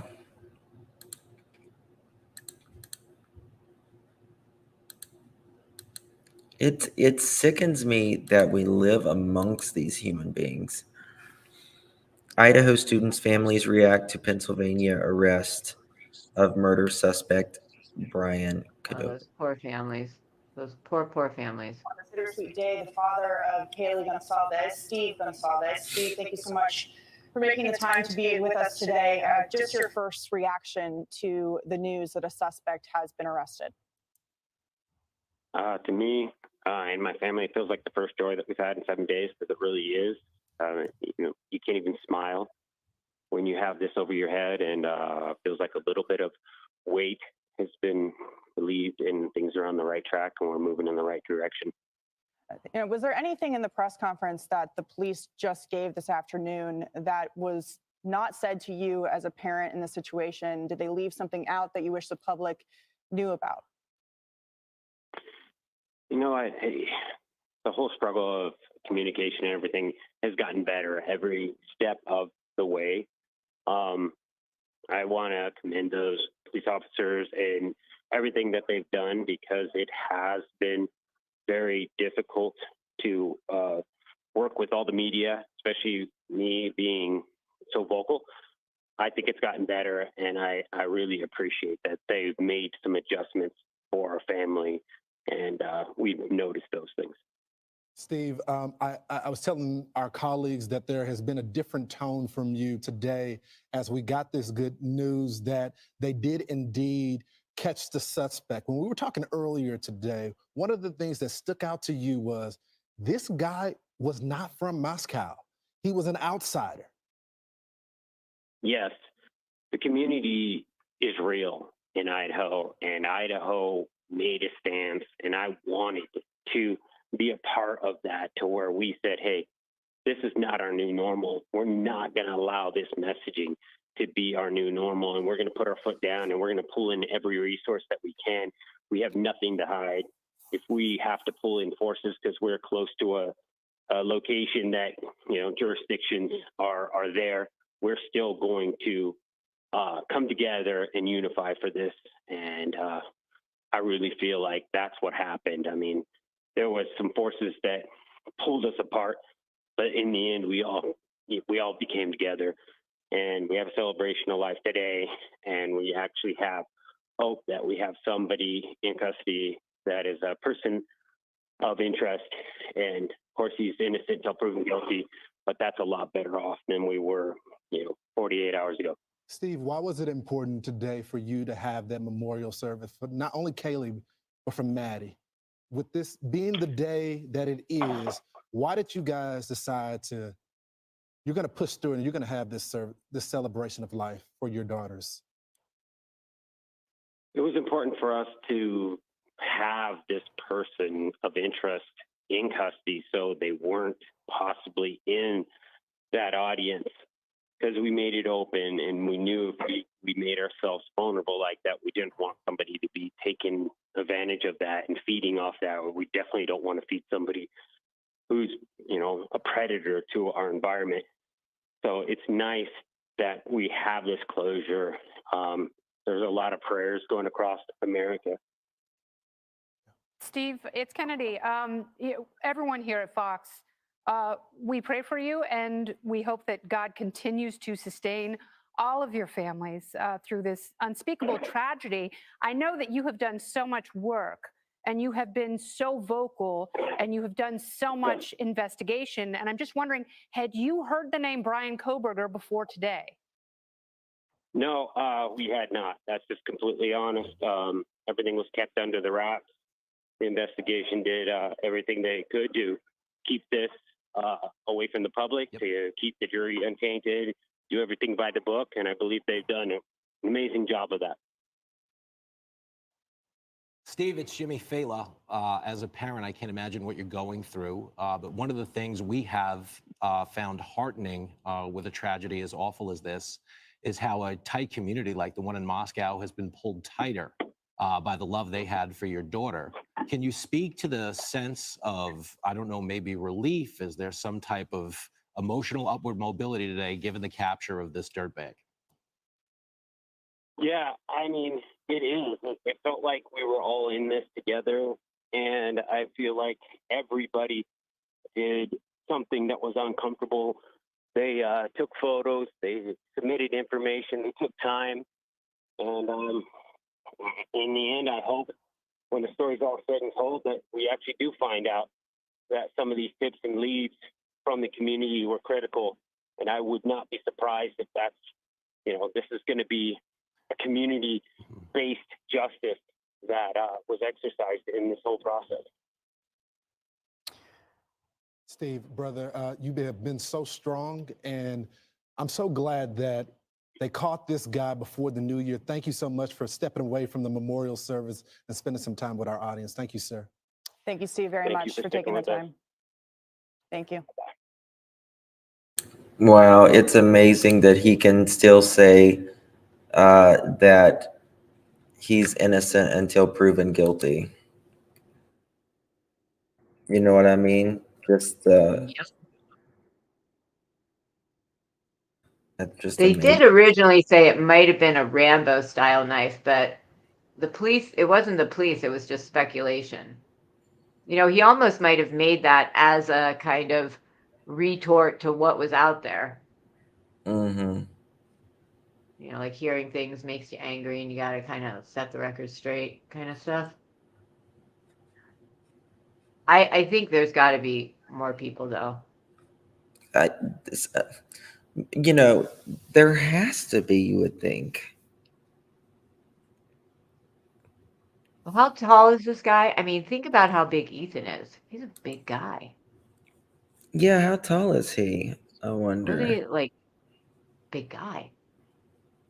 I mean, he's not big as in muscular, but he's to overpower someone. Waiting for a star to fall. I live in Monroe County, PA. Very creepy. They go him where I live.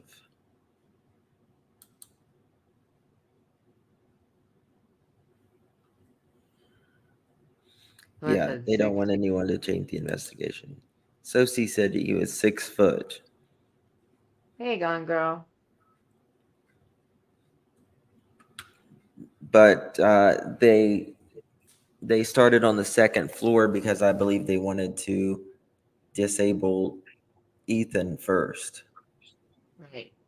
You Well, ready? originally they were kind of saying they thought maybe they went to the third floor first and only got Ethan and Xana because they woke up. Mm-hmm. It was just they wouldn't have done that if they hadn't. But now this guy is saying a different story. He's saying the second floor was first, so it was premeditated to get them first. I mean, maybe they just happened to walk by, but kind of sounds more like the thought was to do that first.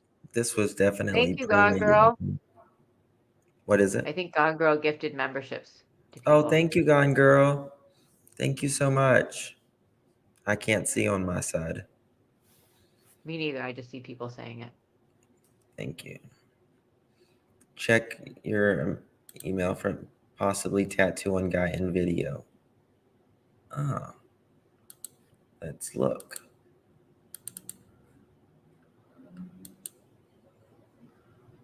I'm going to make my kid a hot chocolate real quick. I'll be back in 2 minutes.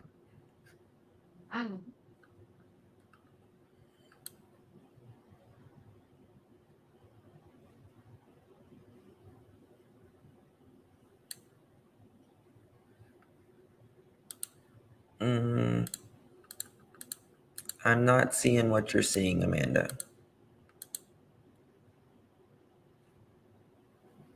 Forearm, knuckle, hand.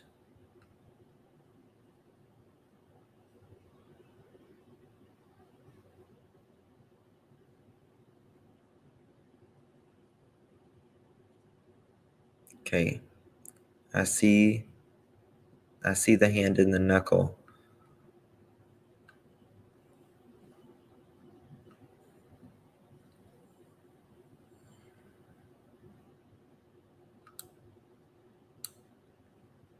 But I don't see the tattoo.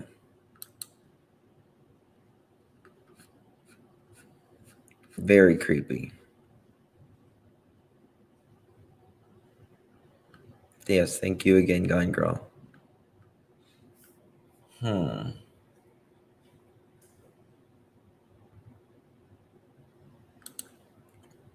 Oh, thank you, Cork. Thank you. Let's welcome our new members, by the way, because of Gone Girl. Thank you, Gone Girl. Appreciate it. Thank you so much.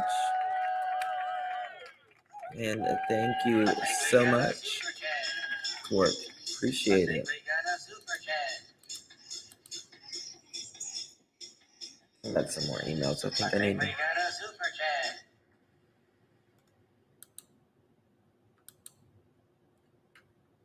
Okay, the sister. Okay, here's the sister. And she's innocent. She has nothing to do with this, obviously. But good therapy, licensed associate counselor.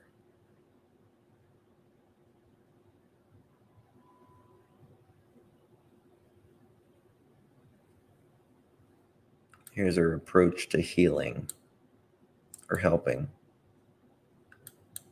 My approach to helping. All of us have an inner voice, that gut feeling that connects us to our instincts, our unconscious, and the emotional side of our personalities. But with the hectic, conflicting demands of the modern world, many of us lose touch with our inner voice, which can lead to anxiety, insecurity, and disconnection.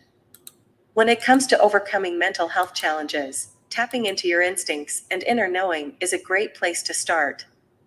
As a therapist, I work with clients to connect with their intuition, feel confident in their identity, and gain practical skills for navigating life.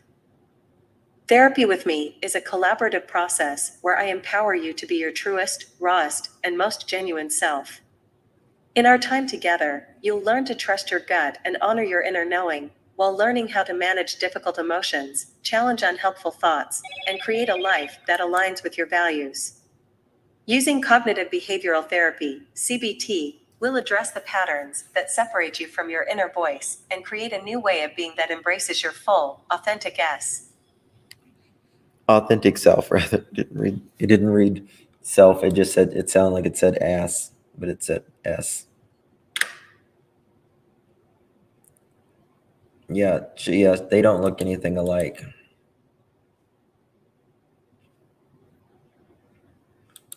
BHB said that the parents allegedly were harboring him. Well, if they knew, man, they're going to be in a sheeplet of trouble. He's seriously the first one I ever heard K and M women, and he clearly sounds very proud over the strong man. Or am I overthinking? No, I think this person thinks a lot about himself. Look, picture, nose blocking. I don't know what that means. Nose blocking. This is the sister, Queen. Tattoo pics. She's a therapist? Yes. Oh.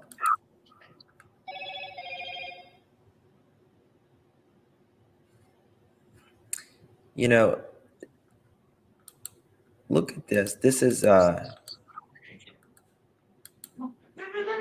baby Lucan.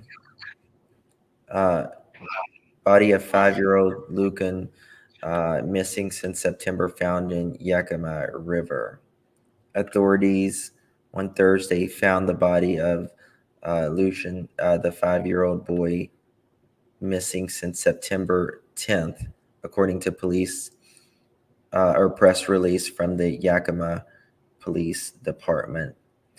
He went missing at Sarge Harbor Park in Yakima, where he was last seen in the parking lot heading towards the river. On December 29th, Yakima County Sheriff deputies reported or received reports of a human remains in the Yakima River near the Yakima Valley Highway and Burke Road, about 5 minutes south of Union Gap. An autopsy was conducted Friday, according to the press release at the Yakima County Coroner Office, identified the remains as Lucian's by comparing dental records. YPD and DNA testing will be conducted to confirm the identity. YPD are also there with no indication of criminal act in his death.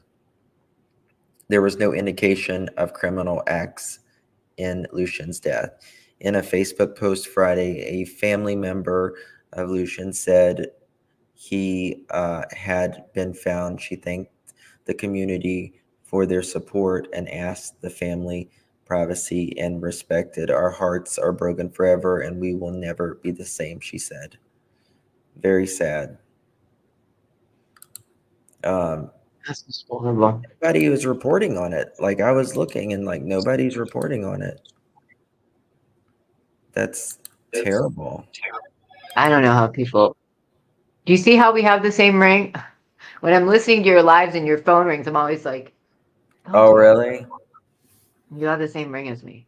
Mine Yeah, doesn't another quit. baby. Mine doesn't quit.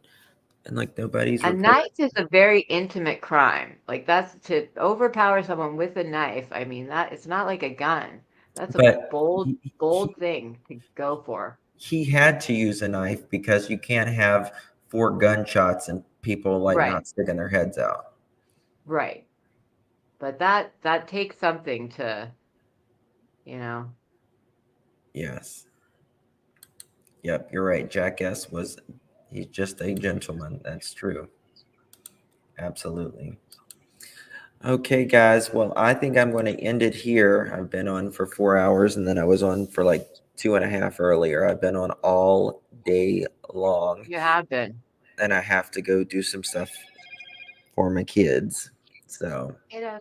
Wow, I think that was cool seeing that picture. That's for sure. That creeped me out. yeah, it's going to be crazy what comes out the next few days. Guys, please do it. Hit the like button. Really, please hit the like button. Hit the like. I need it. Yes, it helps very much. Yep. More than you know. Like. Thank you all. I appreciate you. Thank you, Queen, for coming up and keeping me company. You're welcome. Thank you for having me. Appreciate That ya. was fun. I love this kind of stuff. Awesome. So thank you, everybody. Thank you, my love. All right. I'll see everyone later. Good night. Taters. Bye-bye. Later, taters. Nighty nights. Bye.